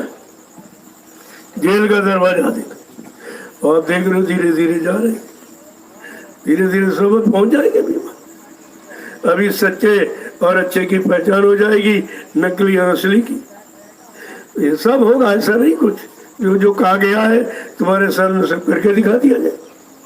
कहा था हम प्रकृति से करवा देंगे, हम पेड़ों से परिवर्तन, आसमान या धरती को फाड़कर परिवर्तन दिखा, लेकिन होगा निश्चित। इसे कोई रोक नहीं सकता। कोई जितना भी उपाय करे, जितना पर्दा डाले, मतलब यानी, लेकिन इस परिवर्तन को कोई रोक नहीं सकता। अभी तक तो परिवर्तन के बारे में जानकारी दी जा रही, अब वो परिवर्तन का चार्ज प्रकृति नहीं ले रही। और देखा आपने 3 महीने में कितना बदल। क्या कभी कोई सोचता था कि हम एक दिन घर में बंद हो जाए, घर से नहीं निकल पाएंगे? क्या कभी कोई सोचता था कि इतने यातायात के साधन, इतने वाहन, क्या एक लाइन में खड़े हो जाएंगे? क्या हमारा घरों से निकलना मुश्किल हो जाएगा? क्या दुकान बाजार व्यापार सब बंद हो जाएंगे? क्या आप इसको समझते थे? अरे कितने, यानी चंद मिनट में हो गया। तुम क्या जानो भाई, तो आपको बताया गया परिवर्तन ऐसा होगा जैसे रात में आप सो गए और रात में बादल बना और भर के यानी बरस गया और सुबह धूप निकल आई, इस तरह का परिवर्तन। तो देखिए सामने तो आपकी शुरुआत हो ही गया है, इसको समझिए आप। अगर आप नहीं मानोगे तो प्रकृति के पास बहुत उपाय, बहुत तरीके हैं उसके पास, एकदम तुमको धराशायी कर देगी। तुम नतमस्तक हो जाओगे। तुमको सुनना और समझना पड़ेगा। जब तक संत वाणी नहीं सुनोगे और देश का और समाज का और परिवार का और तुम्हारा कल्याण नहीं होगा। तो कल्याण तो उसी में छुपा हुआ। अब तुम कल्याण की लाभ की बातें नहीं जानते, क्योंकि तुम इतनी दुनियावी सांसारिकता में इतना तुम ओतप्रोत हो गए हो कि अध्यात्म की तरफ तुम्हारी दृष्टि नहीं जा रही। आखिरकार देश में क्यों हो रहा, क्यों इतने बड़े बड़े कार्यक्रम किए गए, और क्यों आपसे परमिशन ली गई कि तुमको भी जानकारी देके कर रहा हूं? ऐसे नहीं, तुम्हारी जानकारी में ये हो रहा कार्यक्रम, और तुमने अगर उसको नहीं लिया और नहीं समझा तो तुम जानो तुम्हारा काम जाने, लेकिन आप कह नहीं सकते हो। और इस तरह कोई महात्मा कहीं भी चले जाओ आप, ये कार्यक्रम कोई नहीं जो हिंदुस्तान हुए। अगर कोई मेला मेला लगेगा तो सरकार का खर्चा होता है। ये कुंभ लगता है, करोड़ों रुपए सरकार के खर्च, और कोई लाभ नहीं। उस कुंभ से कौन सा लाभ मिला, कौन सा इनको ज्ञान मिला, कौन सा सामाजिक पारिवारिक और व्यवहारिक जीवन बनने की कोई मतलब बात मिली इनको? कुछ नहीं। मेला लगा, मेला खत्म, मेला लगा, मेला खत्म। और कितने सालों से और अब भी बात नहीं समझ पाए, इस मेले से भारत की जनता को क्या मिला? या जो गए उनको क्या मिला? अरे भाई, जड़ता में कोई चीज ढूंढ रहे हो तो जड़ता में थोड़ी मिलेगी, वो तो चेतन में मिलेगी, और चेतन की बात तुम्हारी समझ में आती नहीं। जय गुरुदेव, जय गुरुदेव, जय गुरुदेव। नाम किसका? जय गुरुदेव। नाम किसका? प्रभु का प्यारा नाम। अब आप लोग जाने की तैयारी करो। जब तुम जाओगे तो दूसरे लोग बेचारे आ जाएंगे, तो इससे सबको सत्संग मिल जाएगा, सेवा मिल जाएगी, और भीड़ भी नहीं। मैंने तरीका बदल दिया। चलो भाई, तुम कहते हो भीड़ ना हो, भीड़ ना हो, भीड़, तो मेरे पास तरीका है। क्योंकि कुछ लोग जाएंगे, फिर कुछ आ जाएंगे, फिर कुछ जाएंगे, कुछ आ जाएंगे, धीरे धीरे सब आ जाएंगे।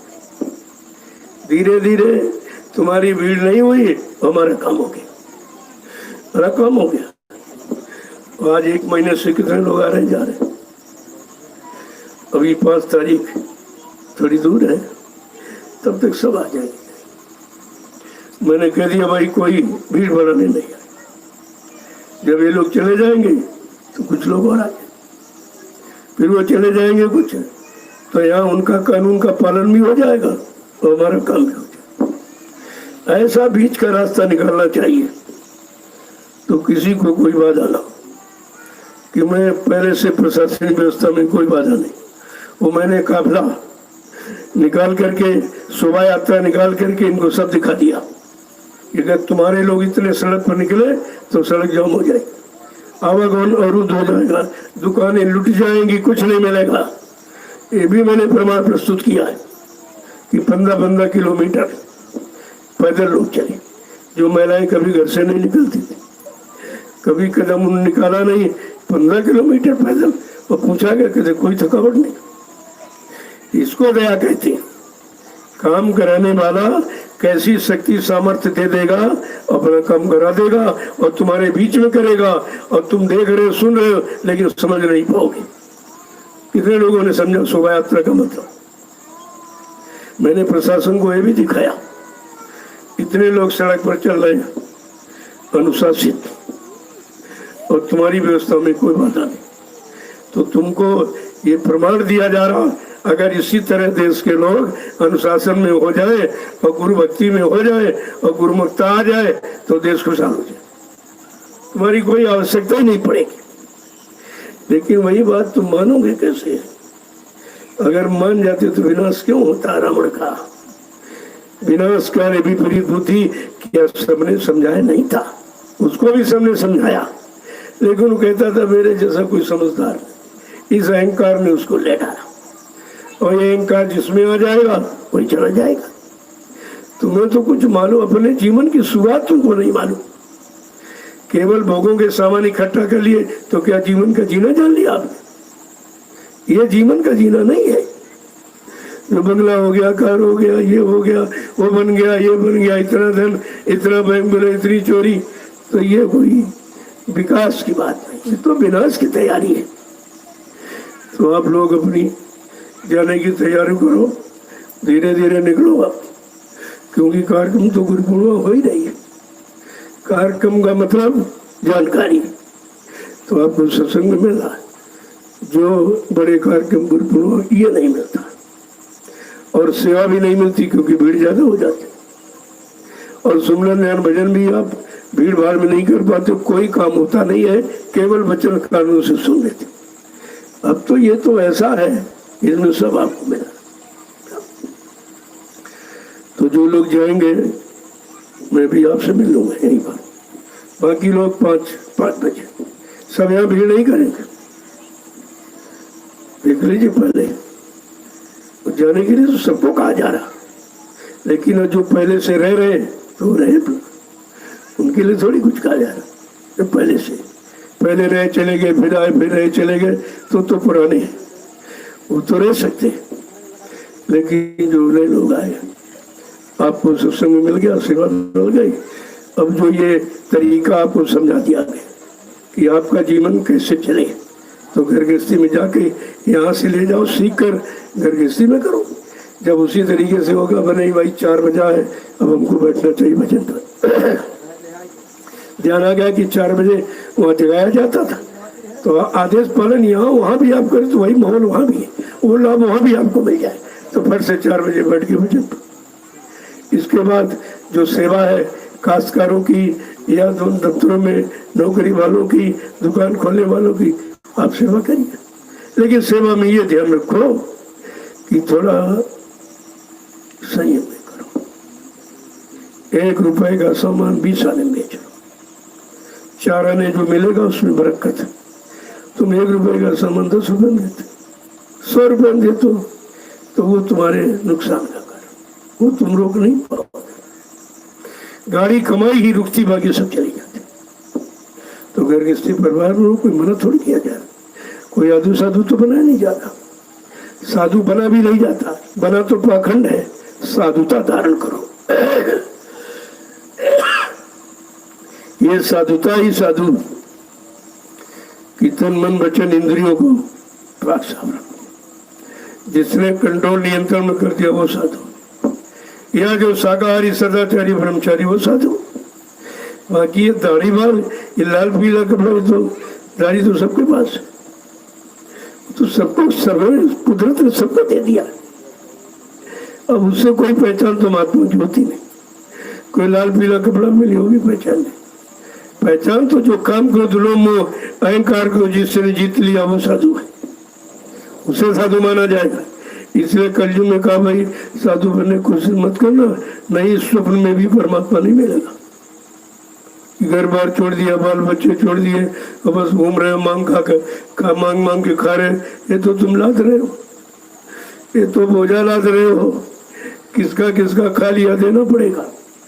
इसलिए संत मत यही सिखाता कि घर बार में रहो, खेती दुकान दफ्तर बिजली व्यापार मजदूरी जो बाल बच्चों के भरण पोषण के लिए है उसको करिए आप, लेकिन सच्चाई ईमानदारी मेहनत से करो कि किसी का हक अधिकार हमारे पर आने न पाए। अगर ये ख्याल रखोगे तो तुम सत्संग घर में भी तो कर रहे हो, तुम्हारा घर भी वो तो भी गृहस्थ आश्रम, वो भी तो आश्रम है, लेकिन गृहस्थ आश्रम को मत करो।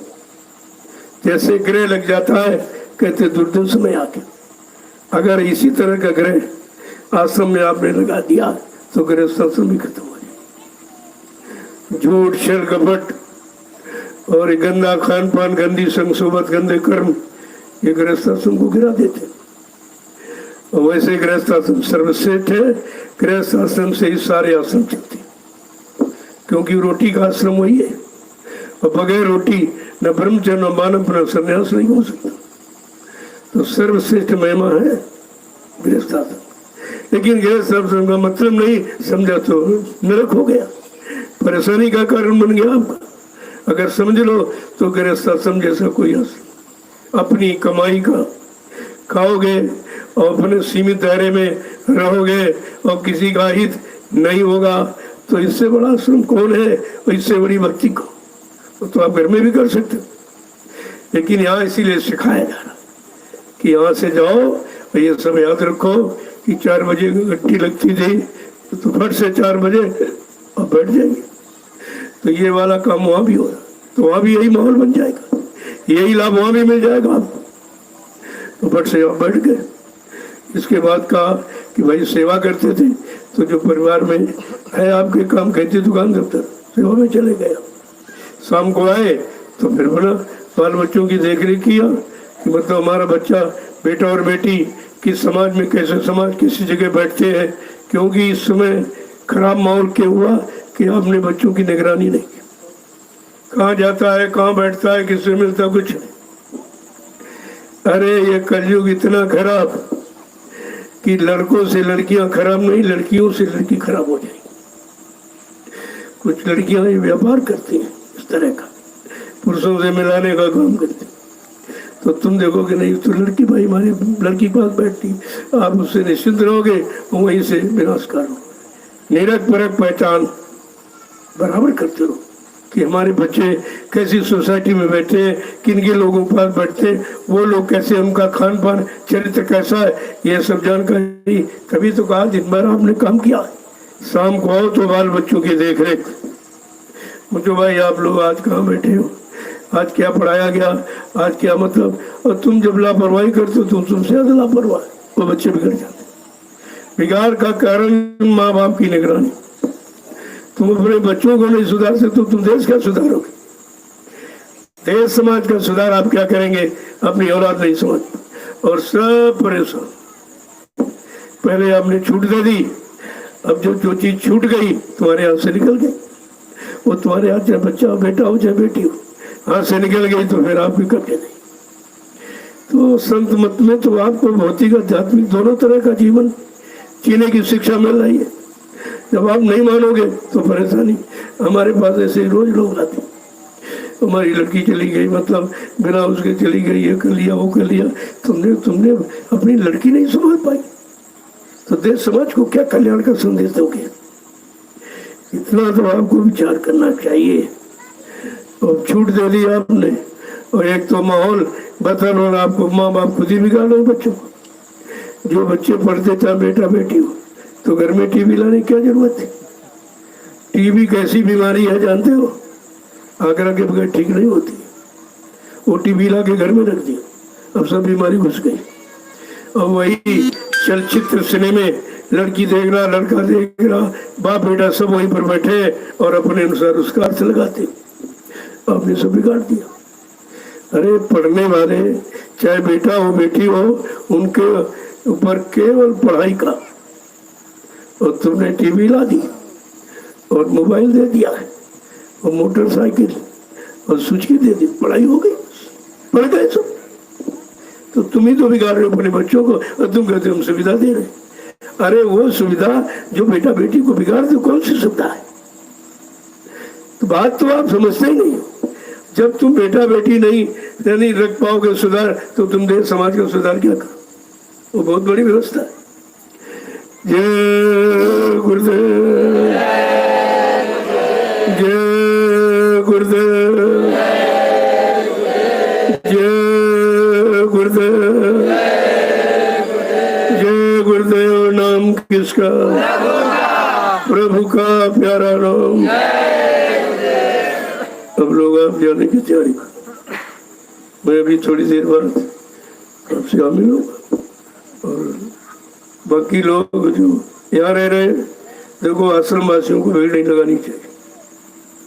तुम मर्यादा में रहो। जब हम सबसे मिलते हैं तो बीच में तुम ये सब काम क्यों करने लगते? और तुमको मिलेगा नहीं वो कुछ, क्योंकि जो लाभ जिनके लिए उनको मिलेगा। तुम बीच में जबरदस्ती आ गए, तुम्हें वो लाभ नहीं मिलेगा। सबको लाभ और सबकी दया अलग होती है। वो बात तो तुम समझते नहीं हो। अरे तुम तो रोज ही करते हो, और जब से आए तब से अभी नई प्रेमी आए, इनको मिले नहीं। ये कुछ भाव बना के आए, कुछ श्रद्धा और सेवा भाव इनका बना हुआ है, तो इनको भी तो कुछ कर लेने दो। जब तुम ही भीड़ लगाते रहोगे तो फिर इनको मौका नहीं मिलेगा। तो इनका नुकसान तुम कर रहे हो, इसलिए खामोजा तुमको भोगना पड़ेगा। ये नुकसान उनका तुम कर रहे हो। तो ये नहीं कि मतलब बीच में बस पहुंचे। तुम्हें क्या मालूम है कि जीव पर कैसी दया, वो दया दृष्टि कैसी चल रही है, और बीच में आकर के तुमने अपना नुकसान कर लिया। बात को समझा करो पहले, तो धीरे धीरे सब लाभ आपको मिल जाए। अब मैं अभी अंदर जाऊंगा थोड़ी देर बाद, तब तक लोग अपनी तैयारी कर लो, और यहाँ पर जो बैठकर मिल लूंगा, चले जाए। जल्दी निकलो यहाँ से। ये आदेश भी सर्वोपरि है। क्यों कहा जा रहा कि दूसरी प्रेमियों को मौका मिले? जब दूसरों को तुम मौका दोगे तो उसका भी लाभ तो तुम्हें मिलेगा, और तुम ही अगर यहाँ बैठे रहोगे दूसरा कैसे आएगा? ये सब विचार करना चाहिए। आदेश कोई हो रहा समझ लो, उसमें तुम्हारा लाभ, तुम्हारा जाने में लाभ, ठहरने में लाभ नहीं है। अब जाने वाला मुहूर्त अलग है, ठहराने वाला मुहूर्त अलग होता है। हर मुहूर्त का लाभ अलग होता है। तो सब जानकारी रखो। जब जानकारी रखोगे तो कहीं पर भ्रमित नहीं होगे, और जो लाभ है वो लाभ आपको मिल जाएगा। जय गुरुदेव, जय गुरुदेव, जय गुरुदेव। नाम किसका? प्रभु का प्यारा नाम।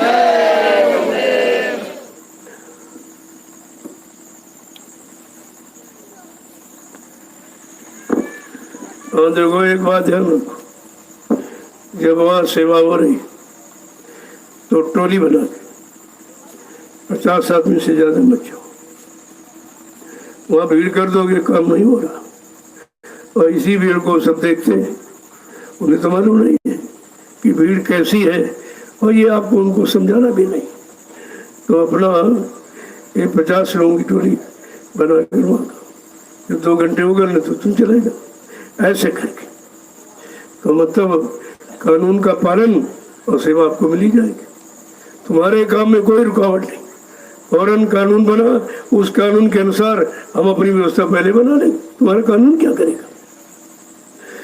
मतलब समझा करो बात को। तो टोली बना के जाओ, 50 आदमी जाए, 2 घंटे बाद आप वापिस आ जाओ अंदर, वो चले जाएंगे। फिर ऐसे करके भीड़ भी नहीं होगी, काम भी हमारा हो गया। तुमको तो अपने काम का निशाना रखना चाहिए, अपनी सेवा का निशाना रखना चाहिए कि हमारी सेवा में बाधा न हो और उधर सरकार के कानून का पालन हो जाए। तो उससे तो पहले ही आधार यहाँ बना हुआ है, फट से बदल दो तरीका। 50 आदमी गए, मैंने 2 घंटे सेवा की, चले जाए। एक फालतू बच्चों को वहाँ भेजते हो, भीड़ लगाते हो, फायदा क्या उससे। क्योंकि बच्चों पर तो बहुत ज़्यादा कंट्रोल है, सारे विद्यालय बंद हैं। तुम इस बात को क्यों नहीं समझते कि बच्चों की वजह से सारे विद्यालय बंद। तो तुम ये छोटे छोटे बच्चे लेके सब घूम रहे, दौड़ रहे, इधर दौड़ रहे, उधर, तो क्या है। यहाँ ये काम मत किया, मैं तुरंत इस पर कंट्रोल कर दूंगा। छोटे बच्चे लेकर कोई यहाँ नहीं आएगा, ना वो तुम भजन कर पाते हो उनकी वजह से, ना सेवा कर पाते हो। अब एक औरत 5-5 बच्चे लेके आई, सेवा करेगी वो? अरे भाई बच्चों की सेवा करेगी कि ये जो आदेश रहा उसकी सेवा करेगी। ये सब काम मत किया, मैं धीरे धीरे सब कंट्रोल कर दूंगा। इस तरह की व्यवस्था यहाँ नहीं रहेगी। अब ये परिवर्तन की लहर है तो इधर भी तो परिवर्तन होगा। उधर तो कुदरत अपना काम कर रही है और इधर आपकी जीवात्मा का काम हो रहा है, दोनों तरफ। क्योंकि शारीरिक दंड जब तक नहीं मिलेगा तब तक जीव मुड़ेगा नहीं, क्योंकि ये समझाने से मानने वाला नहीं। जब प्रकृति डंडा मारेगी तब इसको समझ समझ आएगा। कहा था कुदरत के एक डंडे, एक लपड़ थप्पड़ में 200 करोड़ का वारा हो जाए, वारा न्यारा हो जाएगा, सबकी समझ में आ जाएगा। ऐसे साधारण तो समझ लो तो फिर ये सब नुकसान बच जाए। अगर ये 68 साल के संदेश को लोगों ने सुना होता तो राजनीति धार्मिक कोई व्यवस्था खराब नहीं होती और भारत जैसी धार्मिक भूमि पर कोई बीमारी नहीं, प्रकृति का कोई यहाँ पर क्रोध नहीं होता। लेकिन जब मानोगे नहीं तो होगा ही। अभी ये मानने को तैयार कहाँ, वो हमारे पर ही पाबंदी लगा रहे हैं। हमारे भी ज्यादा आ गई, भीड़ कर दी। तो हमने कहा मैंने कितनी भीड़ लगाकर तुमको देश में दिखाया है, उस भीड़ से किसी का कोई नुकसान हुआ, कोई प्रशासनिक व्यवस्था में बाधा आई, मैंने कोई रुपया पैसा किसी से मांगा, ये सोचना चाहिए लोगों को। तो भीड़ तो मैंने बहुत तुमको 10-10 लाख प्रेमी कार्यक्रम में तुम्हें दिखाई दिया, तुम्हारी कोई व्यवस्था नहीं मांगी। हमारे यहाँ खिदर वॉलेंटियर है, वो स्वयं सुरक्षा करते, स्वयं काम करते, स्वयं स्वावलंबी बनो, ये सिद्धांत यहाँ है और इनको अनुशासन में रखा गया। जो देश का अनुशासन को नहीं मानता है, राष्ट्रीय संपत्ति का दुरुपयोग करता है, वो देशभक्त कभी नहीं हो सकता, कभी भी। देशभक्त का तो नाम ही मतलब कि जब तुम देशभक्त नहीं तो गुरुभक्त कैसे हो जाओगे, वो तो बहुत बड़ी बात है। जाने वालों, अब आप तैयारी करियो, धीरे धीरे निकलो यहाँ से। जब निकलोगे लोगों को मौका मिल जाएगा, धीरे धीरे गुरु पूर्णिमा पूरी हो जाएगी। कितने लोग आए चले गए और कितने आ रहे चले जा रहे हैं, और धीरे धीरे आप देखिए सब आ जाएंगे। तुम्हारा तो कोई काम बंद नहीं हुआ है, केवल तरीका हमने बदल दिया है। चलो भाई सरकारें कहती भीड़ मत करो, तो हम तुमको भीड़ लगा कर भी दिखाया और बगैर भीड़ ही काम करके दिखा देंगे। आप किसी तरह समझिए तो मानिए तो तुम्हारा भी लाभ हो जाए। जय गुरुदेव, जय गुरुदेव, जय गुरुदेव,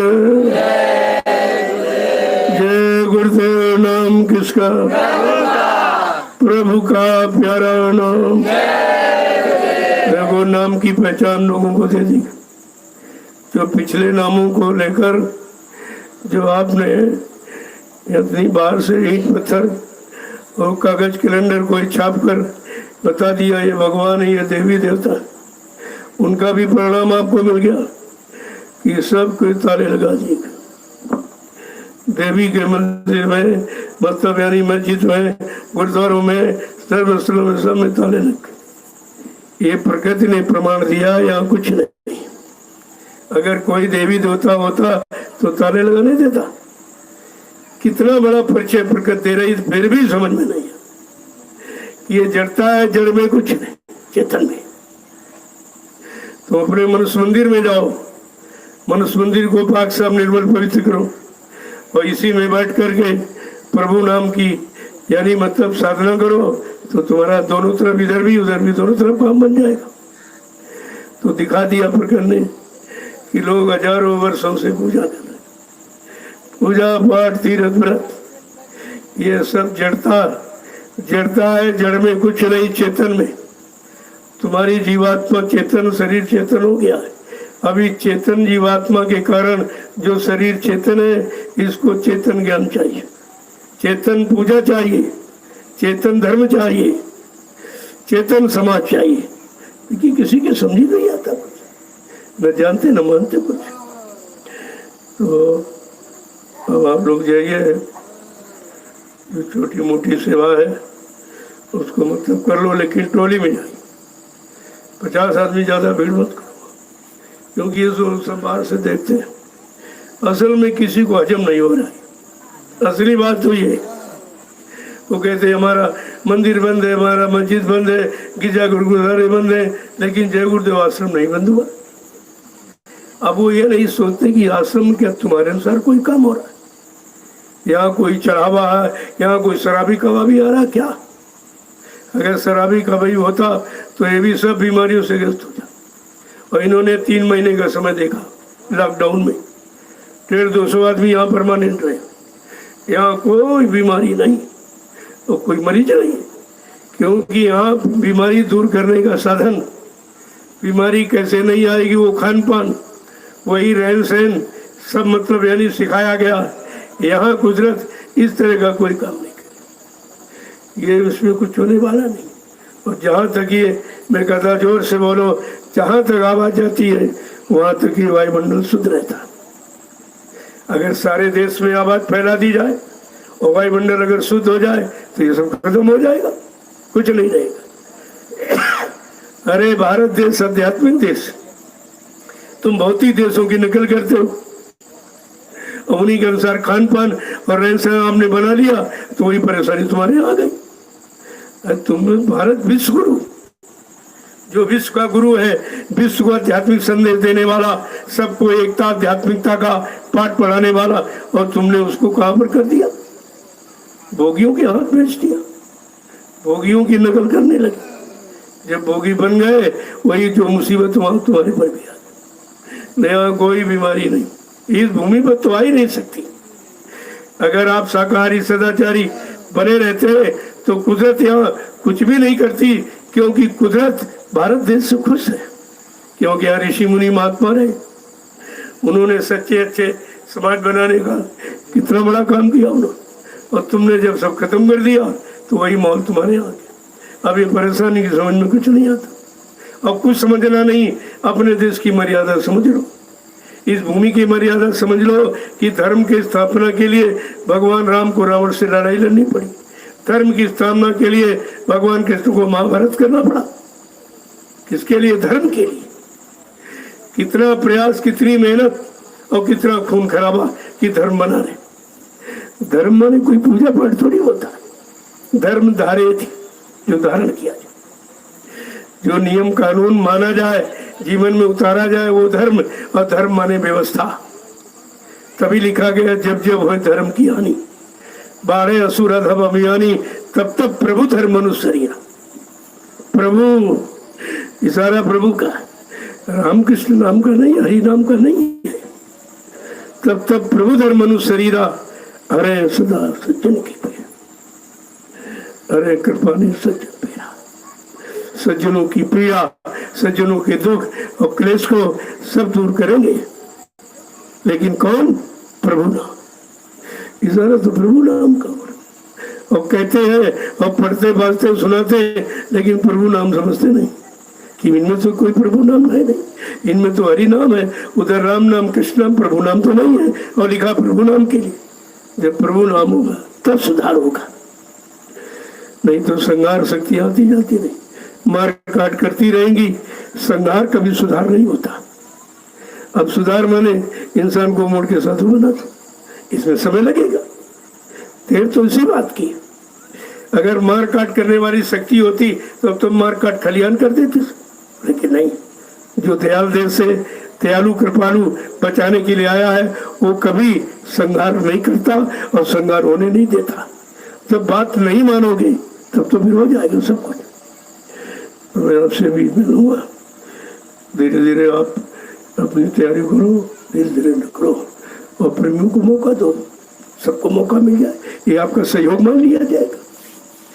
आप कहीं जा नहीं रहे, आप लोगों को सहयोग देने के लिए जा रहे हैं कि चलो हमने एक दिन 2 दिन सुन लिया और रह लिया और सेवा भी कर ली, अब तो आपने तो काम कर लिया, अब सब प्रेमियों को मौका मिल जाए, इसलिए आपसे कहा।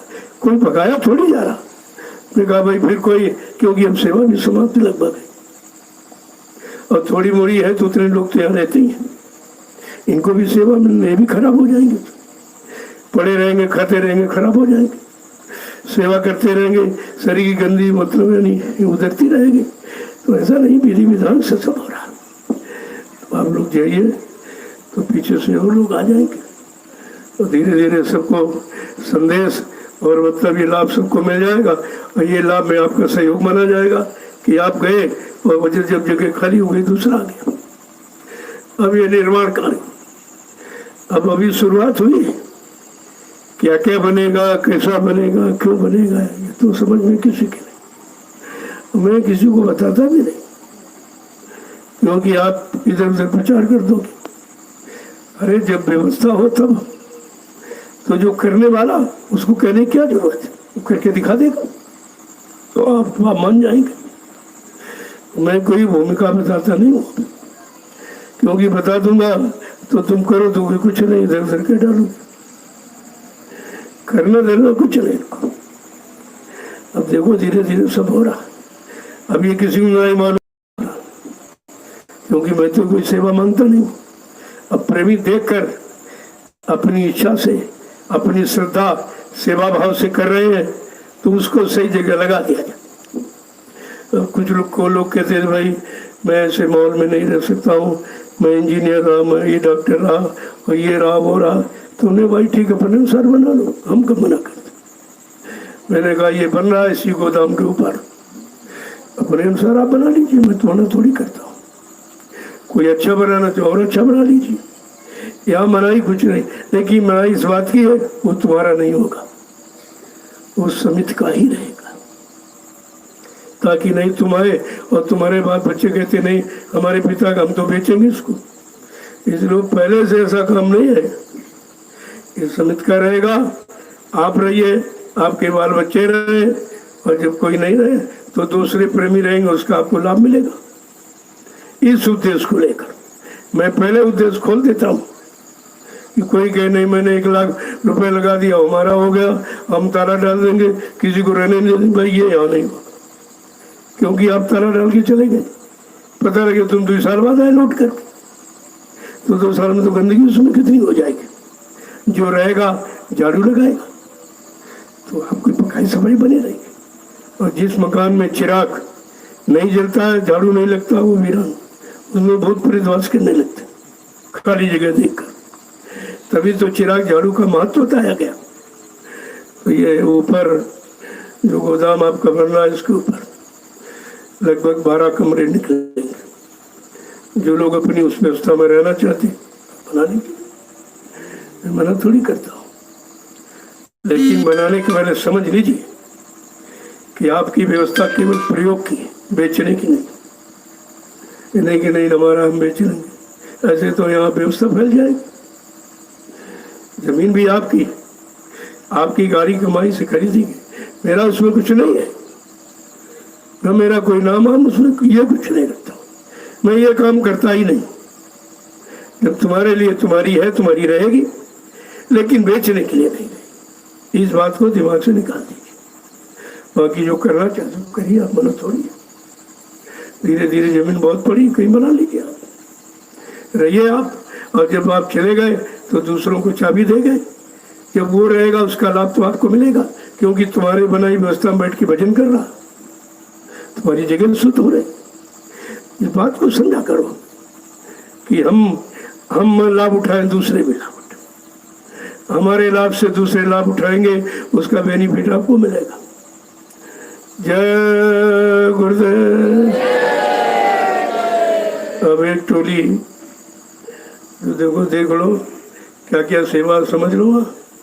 धीरे धीरे मत सेवा करो, क्योंकि सेवा लगभग समाप्त है, इसी लेकर हमारे घर जाओ आप। और धीरे धीरे देखूंगा कि भाई कैसी व्यवस्था के अनुसार ही तो होगा कुछ। क्योंकि मैं तो लोगों की तरह तो मांगता नहीं कि 1 लाख दूँ, 10 लाख दूँ, 4 लाख, मैंने ऐसा शुरू कर दो। ये नहीं, जो श्रद्धा से सेवा आती है, उस सेवा को सही तरीके से लगा दिया जाए तो उसको बेचारे को लाभ मिले कि हमारा धन अच्छी जगह लगा।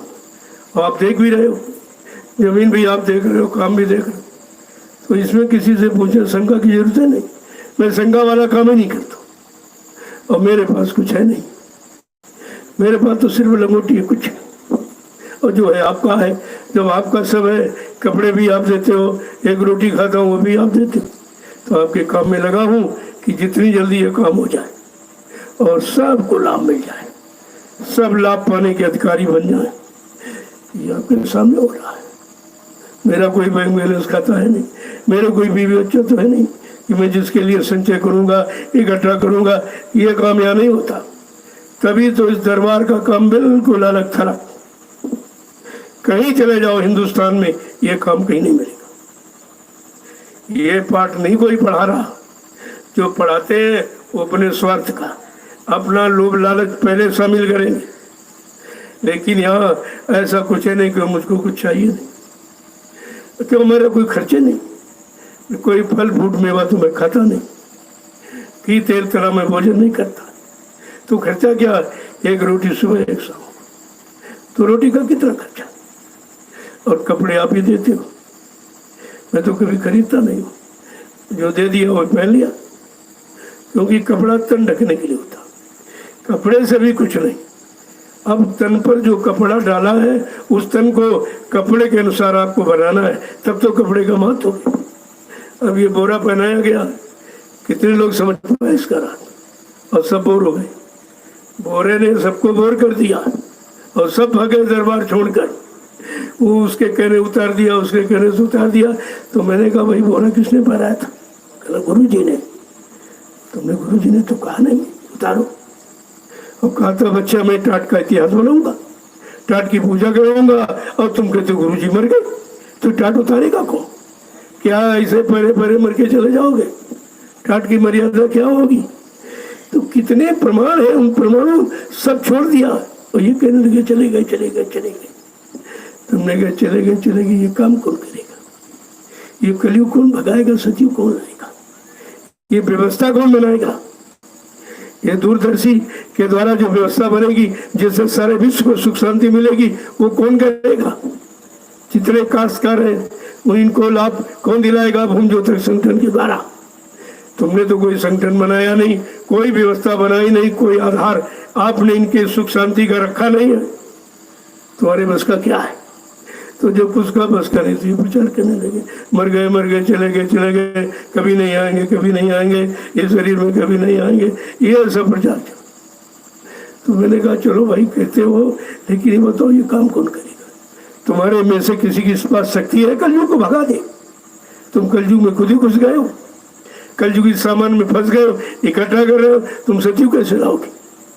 तो आपको विचार करना चाहिए। अगर पूरा संदेश आप ध्यान दें तो इधर उधर कहीं नहीं जाओ, क्योंकि कहीं देख लीजिए जो आपको संदेश दिया वो काम कहीं नहीं हो रहा, किसी के बस का नहीं, जरा सा भी इधर उधर कोई नहीं कर सकता है। ऐसी पाक साफ व्यवस्था है। तो अब धीरे धीरे लोग समझने लगे हैं, जानने लगे हैं, आने लगे हैं और लाभ प्राप्त करने लगे। तो आपको तो सब तरफ देखना चाहिए कि हमारे लाभ का मतलब हमारे कल्याण का, हमारे हित का संदेश कहाँ से हो रहा और कौन अपने हित की बात बताता, अपने लाभ की बात बताता कि सेवा दो 4 अंकों की 5 अंकों की, ये सेवा दो, ये सम्मान दो, ये सामान दो। तो जो तुमसे मांग रहा हो तुम्हें क्या दे सकता? क्या भिखारी को दे सकता? अब तुम भिखारियों को मालिक कहने लगे, दाता कहने लगे, तुम्हारी भूल है। जो तुम्ही से सेवा मांग रहा उसी सेवा से अपना काम चला रहा, इन भिखारियों से तुम्हें क्या मिलेगा? तुम भिखारी और दाता नहीं समझ पाए, दाता को भिखारी को। तो कितना जीव को बताया जाए? इतने दिन ये समय खर्च जो इस धरती पर किसी भी ने इतना समय जीवों को जगाने के लिए नहीं दिया, इतनी मेहनत भागदौड़ किसी नहीं कि हिंदुस्तान का कोई प्रांत, जिला, तहसील, ब्लॉक, गांव, गली, कूचा छोड़ा नहीं गया जहाँ संदेश न दिया गया हो। ये काम हिंदुस्तान की धरती पर किसी ने नहीं। इतिहास उठाकर देखो तो अपने वर्तमान महापुरुष की महिमा आपकी समझ में आ जाएगी। जो काम किसी ने नहीं किया वो काम, और वो भी हम सबके लिए। अपने लिए तो नहीं कहा मैं प्रधानमंत्री बन जाऊंगा, राष्ट्रपति बन जाऊंगा, कम से कम समझना चाहिए। जय गुरुदेव, जय गुरुदेव, जय गुरुदेव। नाम किसका? देखो एक बात है, जो भी यहाँ आया किसी ने अपने को गुरु नहीं कहा, न अपने को संत कहा, न सदगुरु भगवान, अपने को सेवा कहा। मैं सेवा करने आया हूँ और वो सेवा इधर की उधर की, इधर शरीर की निरोग हो जाए और उधर आत्मा का कल्याण हो जाए। उन्होंने सेवा कहा और जो कुछ नहीं वो संत लिख रहे, सदगुरु लिख रहे, वो सजा मिलेगी नहीं। उस नाम लिखने के अधिकारी तुम नहीं हो, क्योंकि तुम्हारे में वो है नहीं। जब तुम काम क्रोध का अंत नहीं कर पाए तो संत कैसे कहते हो? ये जो नकली डिग्री लगा रही है सब राज खुलेगा। ऐसा नहीं, सच्चाई सच्चाई और आपके सामने दिखा दी जाएगी। वो सब धीरे धीरे धीरे धीरे जानकारी तो आपको दी जा रही है। जय गुरुदेव। अब आपके लिए भंडारे वाले भंडारे, और जब तैयार हो जाए जहाँ काम कर रहे वहीं नाश्ता दे देंगे। इस बात का ध्यान रखा करो। इससे क्या होगा कि सबके अंदर सेवा का भाव बने कि भाई सेवा नहीं करेंगे तो नाश्ता नहीं मिलेगा। ऐसे अगर बांटते रहोगे तो तमाम ऐसे पड़े खा रहे, इनको मिलेगा कुछ नहीं मिलेगा, बोझा लाद के चले जाए। इनको सेवा का अर्थ ही नहीं मालूम। जैसे गौशाला है तो गाय की सेवा का अधिकार मिला कि गाँव को मारने का अधिकार मिला? ये तुम सेवा कर रहे हो कि मार रहे हो? सजा पाने वाला काम कर रहे हो। समझ में तुम्हारे आता नहीं, धीरे धीरे मैं बदल दूंगा, तुम्हारी सेवा खत्म हो जाए, फिर कहोगे लो मैं सेवा नहीं मिल रही। तो सेवा के लायक तो पहले बनो। ये गाय के बाद स्त्री तक मिलता है इनकी सेवा। अगर इनको सताया, चारा समय से नहीं दिया, हो सकता वही जीव कोई बेटी बन के, कोई बहू बन के आपके घर में आ जाए, फिर वो आपको तंग करेगी, परेशान करेगी। ये सब समझा करो योनियों का परिवर्तन किस तरह से होता है। और ये गौशाला आश्रमों में क्यों रखा गया कि संत और गाय की सेवा बराबर मानी जाती। गौ संत की होवे सेवा, ऐसा माहौल वातावरण बन जाए इंसानों के अंदर का, सबको संत और गौ की महिमा समझ में आ जाए। जैसे गाय निस्वार्थ, क्या दूध देती, आपसे पैसा मांगती दूध का, और तुम उसका बेचते पैसे ले लेती। इसीलिए संत क्या तुमसे कोई पैसा मांगता है? अगर पैसा मांगता तो भिखारी संत नहीं है। यही से आपको समझ लेना चाहिए। तो गौशाला इसीलिए रखा गया। आप गाय की सेवा नहीं कर सकते तो हट जाइए, तमाम प्रेमी तैयार बैठे, क्योंकि तुम्हारा हमने देख लिया, तुम मारने की सेवा कुछ नहीं करते। ऐसा नहीं कि वो देखता नहीं, जानता नहीं, तुम इनको मारते हो, ये बोलता नहीं इसलिए, और तुमसे अच्छा है, तुमसे अच्छा चरित्रमान शाकाहारी सदाचारी ब्रह्मचारी साल में एक ही बार सम्मुख करता, और तुम्हारा रोज का। तो अभी पशु के समान भी नहीं बन पाए हो। पशुओं पक्षियों को देखिए आप एक बार, और तुम्हारा रोज का क्या पाओगे? जब शारीरिक शक्ति ह्रास हो जाए, नष्ट हो जाएगी, तो मिलेगा क्या आपको? इसी शक्ति को बचा के रखो, यही तुमको आत्मा के जगाने में लाभ देगी, सहायक बन जाएगी और मन को विकारों से हटाने का सहयोग करेगी। बात तो आप समझते नहीं हो, और नहीं समझते तो उलझ जाते हो, और उलझ जाओगे तो मुसीबत आपत्ति पर जो फिर रोने लगेगा। हर चीज को सब गौशाला मुख्य संत मत का सबसे मुख्य जो सेवा करते हैं, और मतलब यानी, और गाय दूध देती है तो ज़्यादा होगा तो दूध मिलेगा, नहीं मट्ठा लगभग सभी को मिल जाता है, उससे लाभ तो मट्ठे का।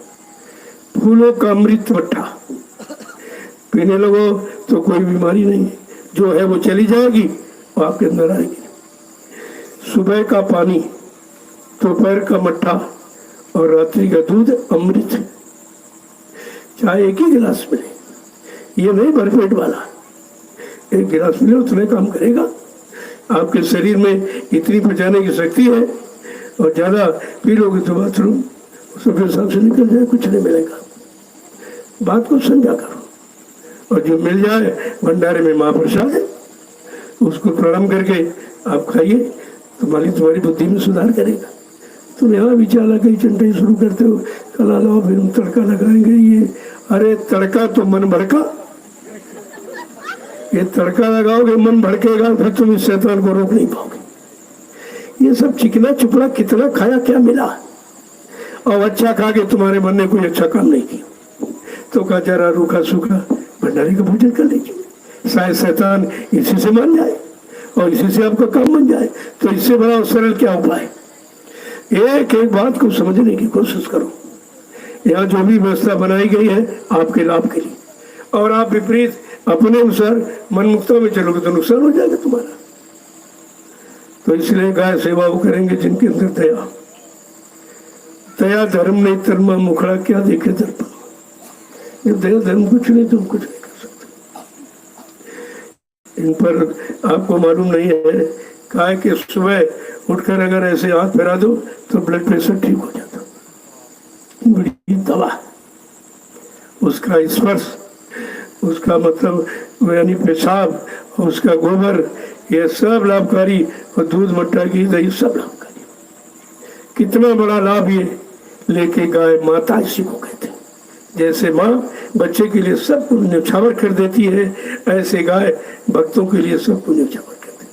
अब तुम भक्ते नहीं हो, मारपीट करते हो, क्यों बड़ा समय खराब करते हो? तो मैं देखता हूँ रोज वहाँ जाके एक ही खेत में घेरे रहेंगे और दौड़ते रहेंगे, दौड़ाते रहेंगे,